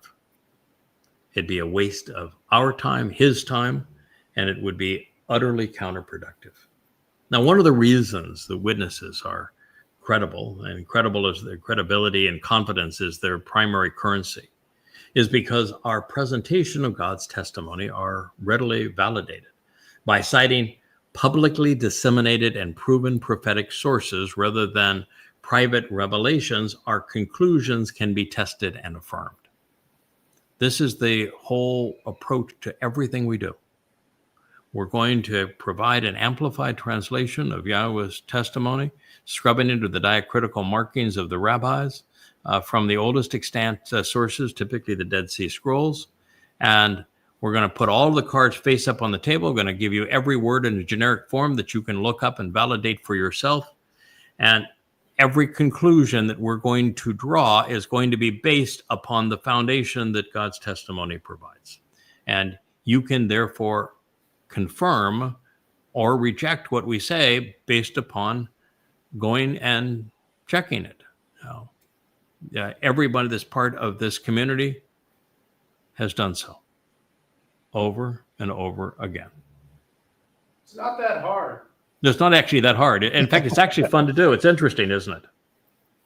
Yeah. I do it while we're on this show. I've got your text pulled up on this screen. I've got logos pulled up on this screen. So as you're going through it, I'm checking through everything. Yeah, and it's wonderful to be able to have those tools. But one of the things that you learn is that you're not going to use one resource. Oh, no.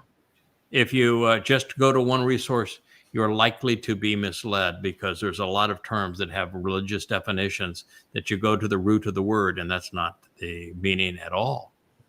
And that's why it takes considerable time to do this well. You need to look at every word that's related to the word that you're translating to make certain that you get it right. Boy, we really have a Rich and a Wookiee. Boy, you need to put yourself in the Wookiee cam on there, Rich. The Wookiee was just, he had the snaggletooth going. He was really living the life. We're bonding. You guys have already bonded, that is for sure. So to the extent that Daniel correctly deduced the message conveyed by Yahweh's prophets, the previous statements have provided a revealing backdrop for what follows. However, not a word of what we have read thus far in the entire 9th chapter of Daniel up to this point has been prophetic. While the scene is going to change, hadn't even been accurate historically. It will not be until the 24th verse that we hear Gabriel, God's most confident and capable man, reveal what's going to occur, and then it becomes riveting. And so we have now is without Yahweh's Torah, we're clearly lost. Daniel was lost. Babel, being with the Lord, was a 70-year timeout for bad behavior. Serving as a harbinger of Sheol, we find affirmation of what life will be like for those who continue to reject Yahweh and his Torah guidance. For those of you who are listening to these words and we are and you're contemplating your fate as we near the time of trouble, we're just 7 months away, you can move in one of 2 or 3 directions. Toward Shamaim, heaven, by accepting the conditions of the Bereth covenant with Yahweh, which is responsible for those who observe his Torah teaching and attend his mikre invitations to be called out to meet. 2, you can go back to Babylon, remaining religious or political.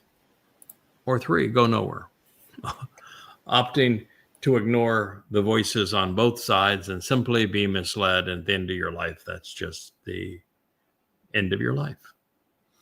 But what you cannot do, at least apart from being ignorant and irrational, is to claim that this somehow justifies the creation of a new religion at odds with the Torah and opposition to the very people that God is trying to save.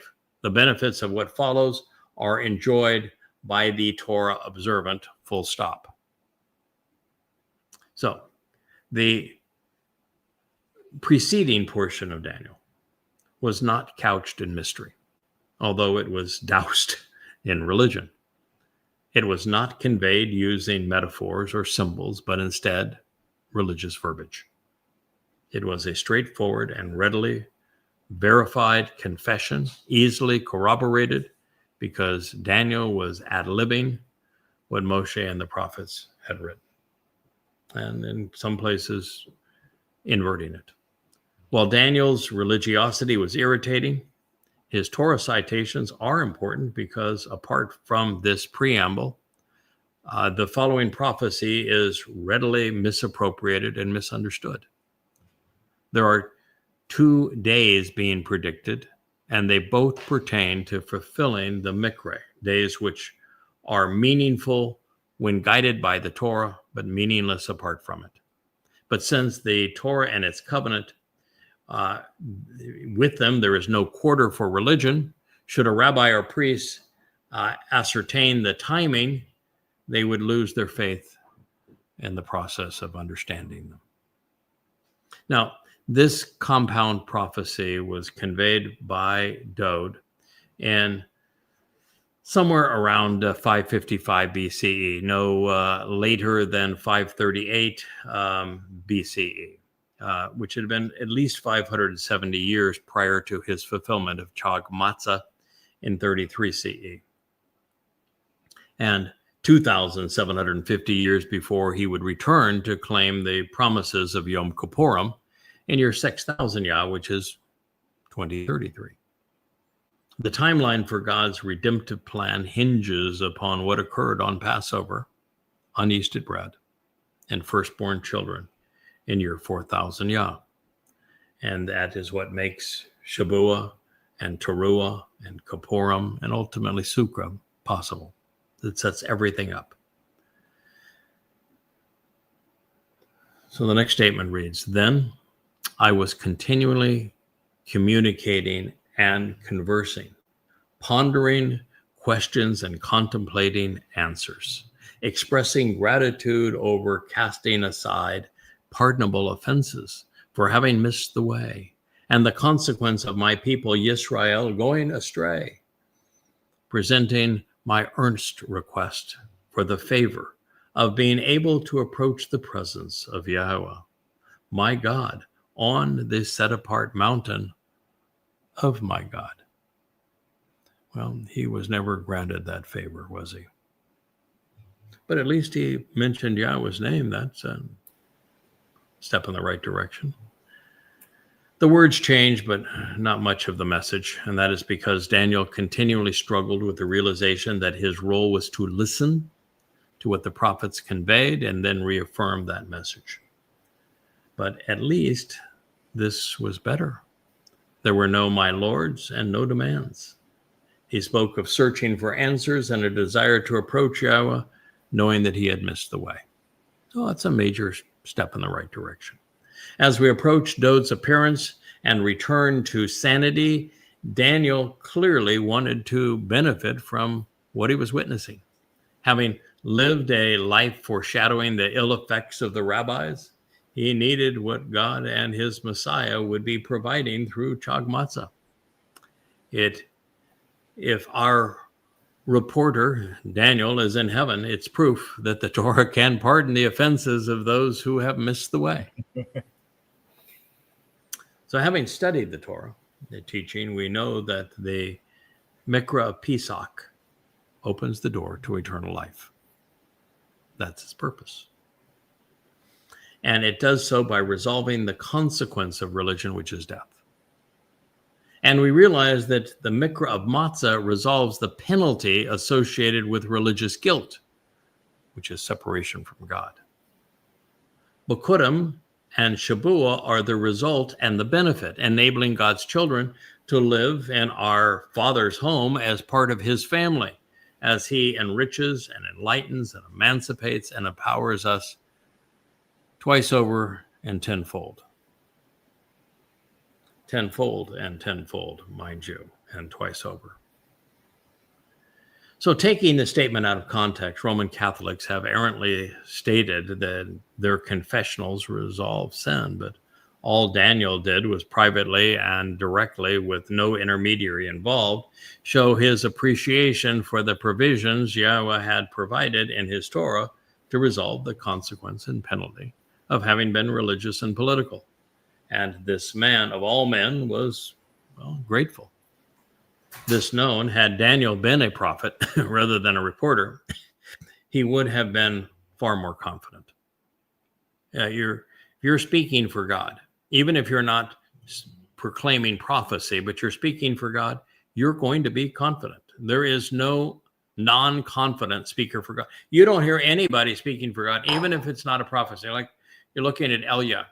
That whole episode was prophetic of the sacrifice of the Adam of Parah, known as the red heifer, on Towrah in 2033, where he is having the confrontation against the religious and political leaders, ultimately killing all the political and religious leaders. And he is having this, having fun denouncing the Queen of Heaven and the and Mother Goddesses and the Lord. But other than it being a harbinger for things to come, there's not a single prophecy in it, is there? No. Yeah. But Elia was very confident, wasn't he? Oh, yeah. Are you going to call the king and tell the king, no, you're the troubler of Israel, and you're going to mock the god and goddess of the vast preponderance of Israelis, and literally outwit them and mock them if you're not confident? Yeah. Yeah. Confidence is the currency of those who speak for God. You have to be confident, or you just should never open your mouth.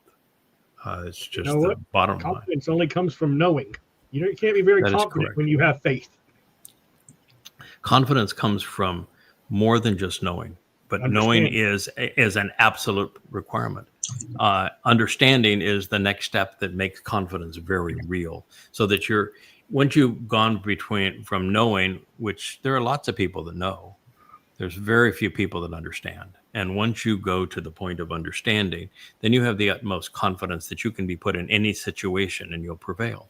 But there is something that is even more important than in building confidence for those who speak for Yahweh on behalf of Yahweh. And that's experience. And that experience has to include failure. Mm-hmm. It's occasionally you have to be wrong. Occasionally you have to stumble. Occasionally you have to fall. Occasionally you have to be attacked for no fault of your own. All of those things must happen, and you must overcome them. And confidence is the result of having struggled and found a solution and gotten back up and get going right back again, because you were able to resolve that, and that you, working with Yahweh, came up with not only a solution that makes you stronger, but makes the message clearer and more resolute. So confidence is the experience of, as a result of the experience of having overcome, of having obstacles put in your way and you dispensing of them. huge part of this process in developing confidence. But confidence that's the currency of those who speak for God. It's one of the negatives of this is that insecure people, which is so many people today, and everybody that's conspiratorial is insecure. Many people who are religious are insecure. Narcissists are actually insecure. Yeah. They know they're frauds. That's why they're trying to overcome for all of this, where they say such overly top, just utterly stupid stuff about themselves, is they're trying to overcome a deficiency. And the people who are really insecure view confidence. First, they're attracted to it because it's the thing that they lack and they really want. So they're attracted to somebody that's confident. And then when they're in that person's proximity, they're compelled to tear that individual down so that they can prove that person's confidence is not real, that they really aren't what they say they are. So they attracted to the individual, then they are motivated to tear them down. I've been in this situation so many times in my life because of confidence. And what they will always assume is that confidence is arrogance, but it's not. Exactly the opposite. You have to know yourself really well and have an accurate version of who you are and what you're doing and how you're going to accomplish it to be confident. Where if you don't know, you're going to be arrogant. So confidence is often perceived by those who have not accomplished anything in their lives, have never had to overcome, as arrogance, while those who have actually been through the process, knowing, understanding, and then overcoming, confidence is, as I say, it's their currency, but it is always demeaned by little people with agendas as arrogance, as narcissism, when it is the opposite of it. It's you have to be confident, you have to have a very clear understanding of what your strengths and weaknesses are, and what you're trying to achieve and how you're going to achieve it and who you're working with. So Daniel here was clearly struggling in this whole prophet. There was no reason to request what God has already offered. There was nothing to be gained by trying to negotiate with him or plead one's case on a matter which has already been decided. The means to vindication has been conveyed, duly presented, paid for. So Yahweh was not going to make a special accommodation for anyone. Through the Bereth and Mikre, he was going to do exactly as he had promised. Capitalize upon them, benefit from them if you want, great. If you don't, that's fine too. Daniel was struggling to leave Babylon, something God requires of us. This integration of religion and politics, the commingling of truth and lies. That's the thing that, again, people don't understand. They look at Christianity, which has some things that appear to be true. There was a Messiah, there was a Son of God, and he was crucified. Those things are all true. And then they commingle all manner of lies, that they ascribe it to a Jesus Christ who never existed. And they had Paul write the beginning of the Christian New Testament, the first 14 books, and he was demon possessed. And they can't understand how something that has some truth could be completely wrong, and it actually is. But that's the nature of Babel. Babel is to confuse and to confound by commingling truth and lies. And people just can't figure out how to get out of it. That's how conspiracies work. There is just this nuance of truth and a whole ocean of lies around it. And they are fooled by it. It's like a counterfeit bill. 99% of the strokes are accurate, but the fraction of 1% that are not makes it a bogus bill. So when we're trying to deal with God's conveyance of life, the first thing we must do is what Abraham and Sarah did. We have to leave Babylon. You just have to figure out a way to eliminate the Babylon in us. You got a black cat there, huh, Kevin? Yeah, one of a few. One of a few. Okay, you and Matt with cats are cat ranchers. Lots of black cats and lots of white dogs. So Cat. Oh, okay. All right. So you are a rancher of four-footed friends. All right. Well, we now have 12 paws and our little menagerie here too. So we're a similar situation. We have a wild cat, but not a house cat. So the dichotomy here between Daniel and the likes of Moshe and Dode, or Yirmiah and Yeshaya, was enormous. His rhetoric was so divergent it warrants full and constant disclosure. For example, we are encouraged to read the Torah and prophets, to listen to what Yahweh has to say, to think about it, and then share what we have learned. Daniel was insistently conveying his preferences, which is to consistently misappropriate what God is trying to say. Now, you speak of confidence. Can you imagine having the confidence, or no, not having confidence in what you know, and you're going to denounce both Daniel and Ezekiel, which are two of the most revered prophets in Christianity and in Islam and in Judaism?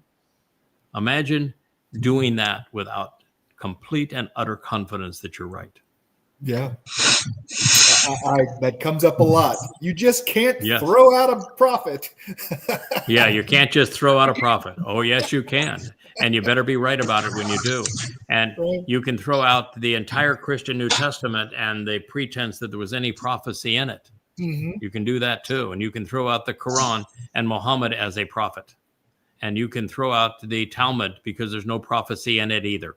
Yeah. So absolutely you can, and you should, and you must. Mm-hmm.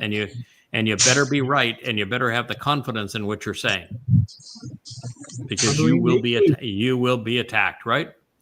What'd you say, JB? I said Dabarim 18 tells you exactly what criteria to use.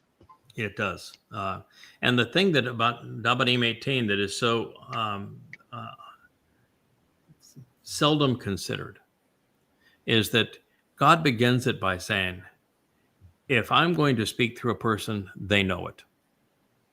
They know it and you know it because I've told you so. And if I haven't made it clear that I'm speaking through that person, then I'm not.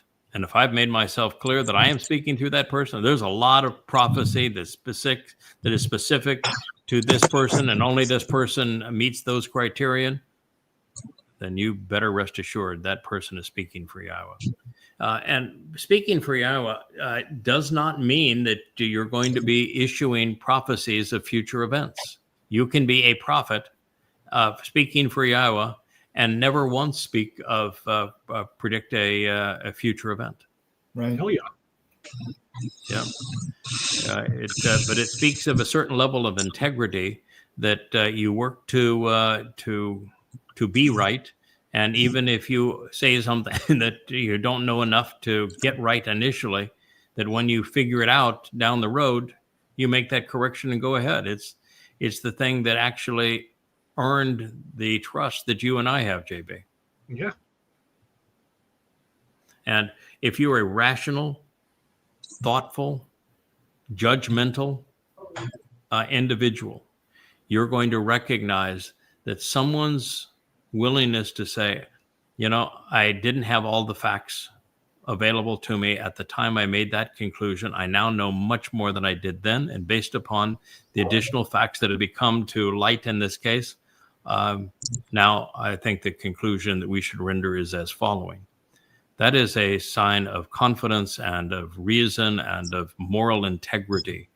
And it should always appeal to the thoughtful individual. So, the Yada Yahowah that I read 20 years ago, when I first came to this, there's almost nothing like what we read now, because you've learned something. You didn't even know about stems and all that when you first started. So that added context. Correct. Now you've got a whole new way to look at this. Right. And if you don't go change it for that, you're going to lose out. Correct.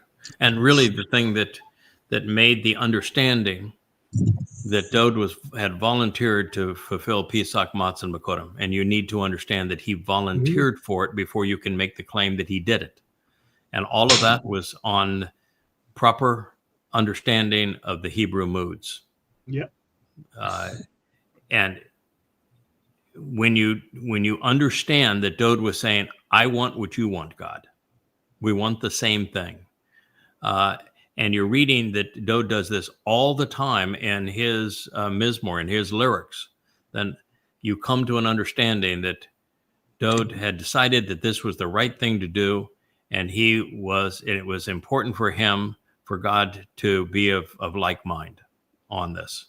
And so it's not until you understand the implications of these moods, of what the imperative does in terms of second person volition, and what the cohortative does in first person volition, and how they can be combined together. You can't convey the true intent of those Mizmor. You'll never come to conclusion that Dode served as the Passover lamb until you can do that. And you don't start there.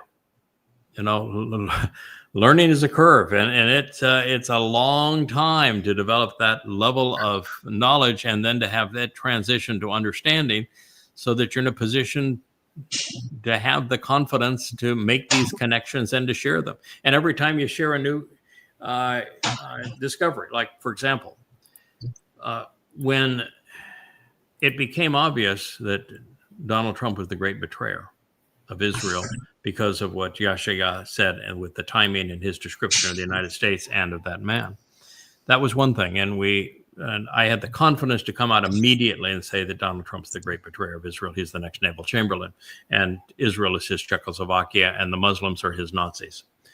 MBS is his Hitler. And that took a lot of confidence to say that, because he was exceedingly popular at that point, and he was loved in Israel. And I'm telling Israel, he's the great betrayer. But it's another thing entirely to say that this man, who is so different than what everyone pictured as the Antichrist, they pictured him as the young, dashing lad, in his 30s, that's going to be the master statesman of the world, and loved by everybody. Yeah, by everybody. And then I come out and say, wait a minute, no, an 80-year-old man is the Antichrist. And here's the proof. You have any idea how much confidence you have to have in your understanding of the prophets to go off and do that? Yeah, this is an example. There's just lots of places where you better have the confidence in that Yahowah inspired these people accurately, and that he's never been wrong before, and this won't be the first time. So have the confidence to say, yeah, he is an old fart, but they said twice that he would be long in days. And matter of fact, and one of the presentations of him, he's in a wheelchair. Uh-huh. His legs finally give out. He's going to be the FDR type. He's going to be in a wheelchair, and the wheelchair is described as extremely gaudy. That's Trump style. That is Trump style. Surprise, surprise. Yeah, surprise, surprise. It's going to be the first gold-plated wheelchair. Speaking of coming to new understanding and learning, who was it again who announces Yahowah 53 to understand it in the right context? Yeah, That's the person who came to know the identity of the Zeroah. And heretofore, no one even knew that Zeroah was a title. And yet it's applied to Moshe. It's applied to Dode in very profound ways. Yahowah applies it to Dode in profound ways.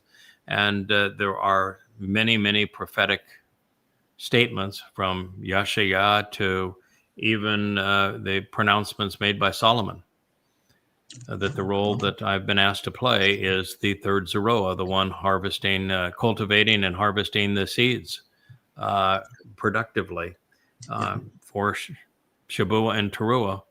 That's the role of the Zeroah, and it's prophetically declared as such. And that Dode was the Torah's definition of Zero, which is the sacrificial lamb, and that Moshe was called a Zeroah because he was the strong arm of God in delivering his people from slavery in Mitzrayim. This very, very important passage in Yeshaya 53 that explains how our religious guilt was all placed upon the Passover lamb as he took that into Sheol to deposit it, so that we could be in Yahweh's company. And when that chapter opens, it says that this you're not going to be in a position to understand what follows until you listen to the fellow that is the first to understand the identity of the Zeroah. It's just a whole new perspective. It Yeah, reminds me of how long ago was it, Craig, that you deduced and properly translated Zechariah 12:10. They will look upon the one who accompanies me. Death, right. As opposed to everything that's in every Bible. Right. That's the one it's as if the Messiah is coming back, and the one that is, and that he was the one we pierced so that we pierced God. But that's not what it says. It says, you will look on, Yahweh says that he is returning, and he is returning with the one you have pierced. And then we're even told that one, that the people will weep and cry as if crying for the firstborn, the Bakor, which Dod is called by Yahweh the firstborn. They'll recognize that Dod is the firstborn son of God, and that he was the one that humanity pierced to fulfill Pesach through crucifixion. And it is so profound when it's understood accurately that Zechariah 12 it pierces you in the heart. I mean, it's crying that we got this wrong, that he suffered crucifixion to give us life, and we annulled everything that he had achieved, and finally he returns as our king beside Yahweh, and they get it. And by the way, it tells us expressly that all of this is happening in the house of Dod. Yep. And with that proper translation, you actually have pierced the Messianic and Hebrew roots movements yet again. Yes. Yeah, it's all the way through. The insights that God has provided through our collaboration together has completely destroyed all variations of religion and all improper interpretations of God's message, so that we now have a very clear understanding of Yahweh's name, his beloved son being Dod, the fact that it is Yahweh's intent to always and consistently communicate and work through people, and that he's going to do that forevermore, and he has always done it, and he will continue to do it. And so it's important for you to know who is speaking for him, and when and where and why, to understand the terms and conditions and the benefits of the covenant, and how those benefits are delivered through the Moed Mikre, these invitations to meet, and when each of them either was or will be fulfilled, so you know exactly where you are in God's timeline and what each of those things offers us relative to our life with Yahweh, and when we're going to have the remnant of Yisrael finally purged of their religious guilt so they can witness Yahweh's return, and so that we can enter Eden and the whole earth can be transformed into the conditions that were experienced in the garden. I mean, these are just astonishingly profound and wonderful insights that bring us to a perfect relationship with our God. And there's thousands upon thousands of them. And, you know, when you look at it too, well, as you said, JB, that the Yada Yahowah series has grown because we've learned more and more, become much better at rendering God's words, much better with the stems and with the moods and the like. And a fuller understanding of the symbols that he uses and how he's going to work them together in the timeline and when things are going to happen. And so we have a much clearer picture of the ultimate puzzle that God gave us to put together as this portrait. And as you know, anybody that's ever worked a jigsaw puzzle, you always start with the frame, and then you work inside and you put related colors and textures, if you will, together, so that you can build little subsets that are of like color and shape and ways. And then you build it from the inside out with the major themes then developed from the inside out. But once you have reached the point where you're nearing completion, the pieces just go 1, 2, 3, 4, 5. You're no longer searching and taking 3 or 4 minutes to find a piece. You can put all the remaining pieces together in 3 or 4 minutes because you've solved so much of the puzzle. And that is really where we are in this whole process now. And I think it's why YAHOWah said, we need to do this as part of the YAHOWah blog. We need to be speaking to people in live streams, because it's only in this way that you can bring all of these final pieces of the puzzle together and share. Because if you're trying now to make the nuanced additions to all of the books, you'd never get out of your own shadow. It'd be impossible. And so at some point you just say, okay, the books are good enough. And we're going to enhance and convey and augment this message through this very forum. Yeah.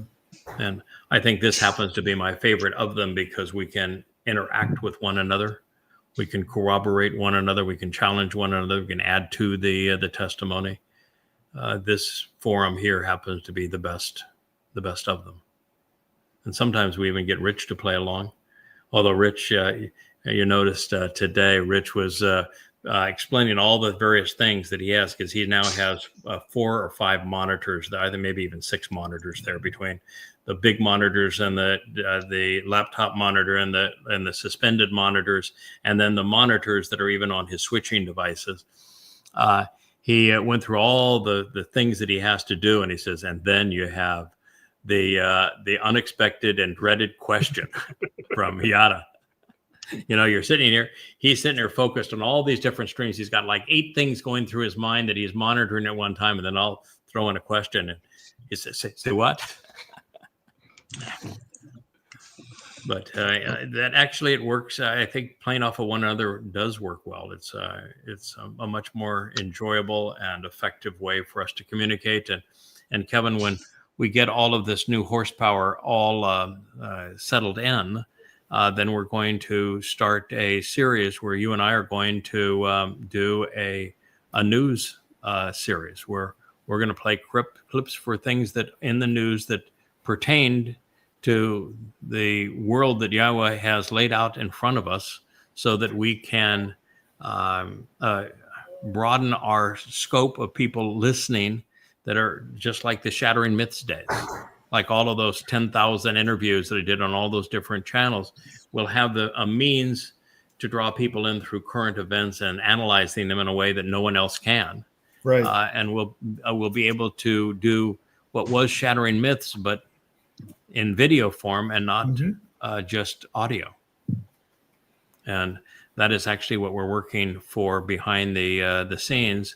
And we're going to end up having finding out when people also like you, Dr. Jeff Kirk, JB, have time. And then in addition to Kevin and I being the hosts of this, Leah and Rich and you guys and Kirk will all be able to come in when you have time. And we're going to do news review presentations and then tie that news into something that's pertinent to educate people about what YAHOWah has to say. So, yeah, I think it's going to be a fun project. I think it's really a fun project. It's going to be a completely different style of what we're currently doing. In a completely different audience. It will be able to, because we're going to be on X. We're going to be promoting X in a way that we don't, through the shows normally. So it's, yeah. In fact, in that format, X and YouTube will be our primary channels. X is very news oriented, and YouTube plays very well on these multi-host analytics of video clips in the news. Yeah. So that is going to be the outreach. And, our realization is that we have finally come to the position where we can fulfill the prophecies as Yahweh laid them out, where a voice comes out of the heavens, literally out of the cloud, and is available to all people everywhere. And very soon it will literally be all people everywhere, because Elon Musk, within a year or so, is going to have every cell phone via one of his satellites. And so no matter where you are in the world, you can watch these vlogs and get educated on these news events. And it is it's a blend of kind of what we have done back in the days of Yada Yahowah radio, blended with the Shattering Myths approach. And so we have a lot of practice at this. This is not. Well, some of us do. Yeah, well, okay. And some of you have a lot of practice at it. Some of us don't want to do it live.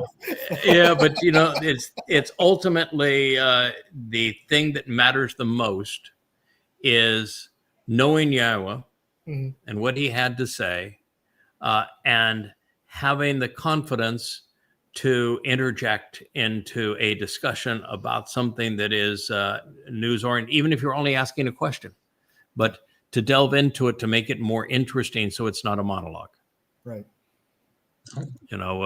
Rush Limbaugh ultimately had to have Snerdley as part of his monologue, just to keep it, to make it a discussion. And, Snerdley was, it's like, might as well have been the Easter Bunny, because Snerdley was a figment of his imagination. But that's you have to have some interaction in that format to make it all work. And that's one of the reasons this program works. Although I think that the little one took Leia off to be puppy mommy at this point. And we've gone now way over our 2-hour program. So we're going to say by goodnight. the way, Craig and Rich and Leia, what happened to that monster Melinda? Monster Melinda. Melissa. Melissa, the excuse me. Yeah, Melissa. Melissa. The Malak do really good work. That storm came in just. In fact, there were 2 storms that came off Africa at the same time. One went due north, and this one went south of us. And then once it passed us to the south, far enough away so we didn't have any problems with the winds, then it is now turning north. Yeah. And then after it goes north, guess what it's going to do? It's going to go east. Right back out. And so the thing is going to circle us. And it's going to become a Cat 4. I mean, a Cat 4 would be devastating. I mean, just devastating. But it's going to circle us, and it's a stationary storm, which are the worst kind in hurricanes. That's what happened with Dorian and the Bahamas. Is it just stayed there? Yeah. And it's one thing for you to get 100, 150 mile an hour winds, but they go through in a hurry. It's another thing for you to live under them for days and days and days. And that's what Melissa is right now. It's a very, very slow moving, meandering storm that could dump 2 feet of water on you and put you subject to high winds for many days. And so this is a very important storm for the Malak to have done their jobs. And it just, it's circling us. Always just far enough away not to be a problem. The reason where Jeff brought this up is that Yahweh made a commitment, is that if you do this with me, and it wasn't really any if, because he knew the outcome of what we would be collaborating on. But you do this with me, and I will protect you and your home from harm. And that was his commitment. He made that deal. And sometimes, I'll have a discussion with Yahweh and say, okay, on that deal, I would interpret somebody degrading and attacking and abusing my wife as protecting my home. So I know what you said in Numbers 12 about when Miriam and Aaron tried to do it, and it was a great answer for all of that, and I appreciate that. But we we have an agreement here, and it's not fair for my wife to be constantly abused by these idiots. So we need a solution. And so the overall protection exists, and Yahweh is insistent on providing that protection. He agreed to do it 3,000 years ago. So, he was fully committed on the answer. And the reason is that he has an agenda. There are 4 Moed Mekre to fulfill: Shabbat, Towrah, Kippurim, and Sukkah. And they're not going to happen without our collaboration together. And that means all of our collaboration together in this mission. We have to effectively work together to convey what Yahweh once conveyed, so that his people know his name again. They know what David has achieved. They know what the purpose of the Moed Mekre are. They know the timing that all this is going to happen. All the stuff that we figured out, that has to be conveyed.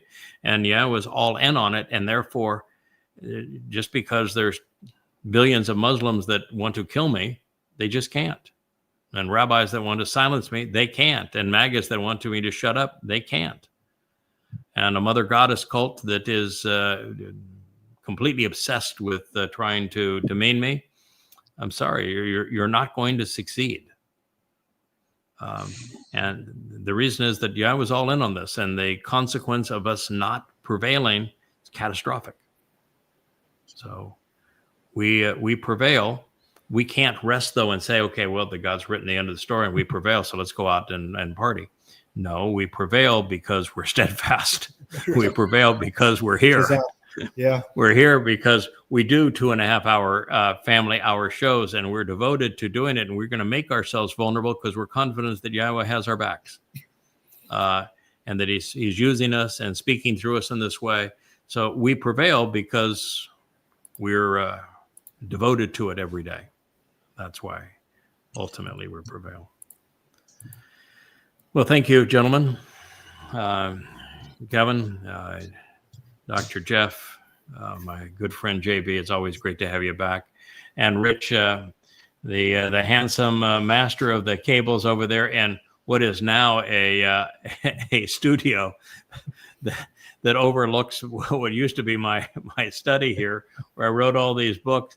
It is we have a sea of black equipment now that is just surrounding us. You look at this and you see, well, it's a really pretty bookshelf and cabinets here behind me. So what's the big deal? Well, we are literally surrounded by lights and recording equipment and microphones, and over there, multiple computers and this vast array of monitors and switching gear.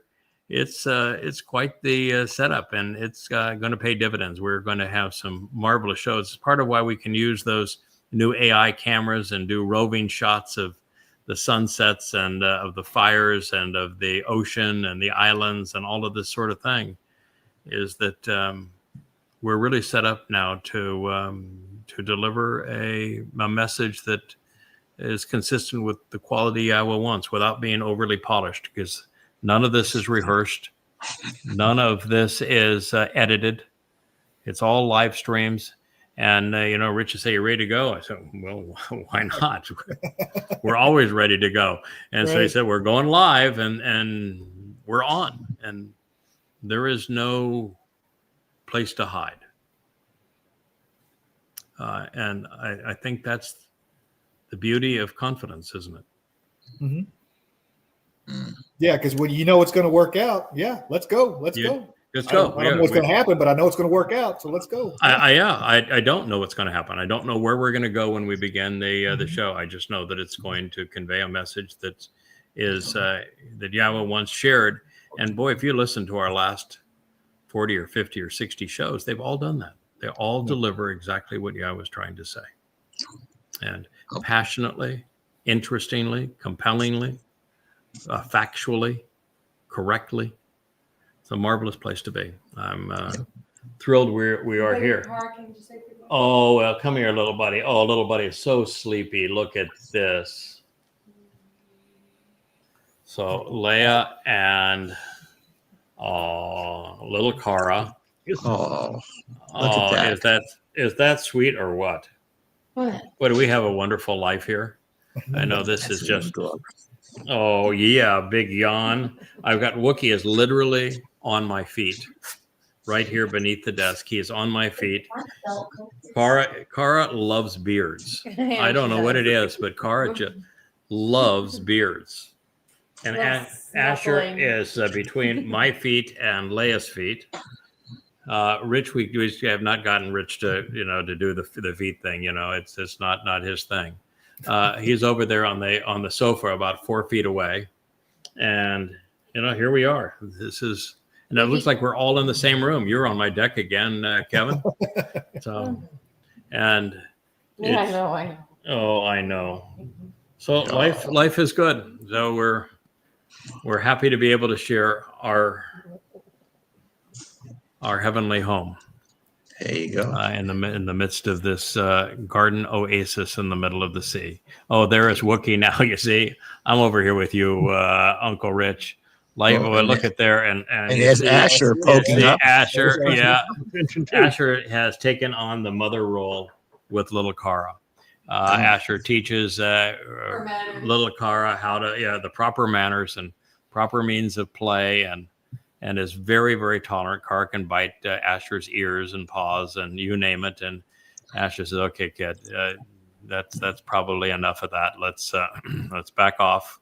Kind of will nudge one paw. It's so different though than it was with the girl versus with Wookie being a boy, because Asher would take Asher's entire mouth, big Labrador, soft big mouth, and put all of Wookie in her mouth.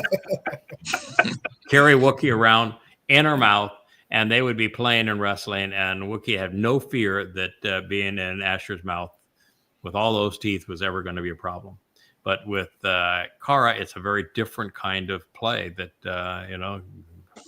dogs are big into the difference between male and female and the way they interact. And that's what we're witnessing. And it's kind of cute and fun. Shabbat Shalom. Shabbat Shalom. May Yahowah bless. Thank you, Rich, for bringing us our program. And fellas, thank you for participating in this. Wookie, you were a good co-host. Looking forward to being with you over the next few weeks. Just gabor, and chazak. Yeah, but you got to be tough as nails to do this job. You got to be firm, unrelenting, and bold, exceedingly courageous. That is that's Yahweh's style. That's what he wants. That's who he is, and that's who he chooses to work through, and for good reason. It's a tough audience out there, and Yahweh has never once in all of his existence been popular with even a small minority of men and women. And so it is a very, very difficult job, and you'd better be resolute and confident and courageous and bold and firm and all of those kinds of things. As a matter of fact, that is the message that Yahweh gave to Yeshua after Moshe got him to the promised land, but not into the promised land. And after 40 years, and the responsibility was transferred to Yosha ben Nun, Yahweh's words is, "I will be with you. I'm going to support you. I am never going to abandon you. But if we're going to get these people into the promised land and they're going to inherit it, then I need you to be really shazak, bold, tough, firm, resolute, exceedingly confident." That is just like Satan has a type and Donald Trump is his type. Guess what? Yahweh has a type too. And we are Yahweh's type. Thank you for listening. Look forward to being with you in our next program. May God bless. Good night. Shabbat Shalom. Shabbat Shalom.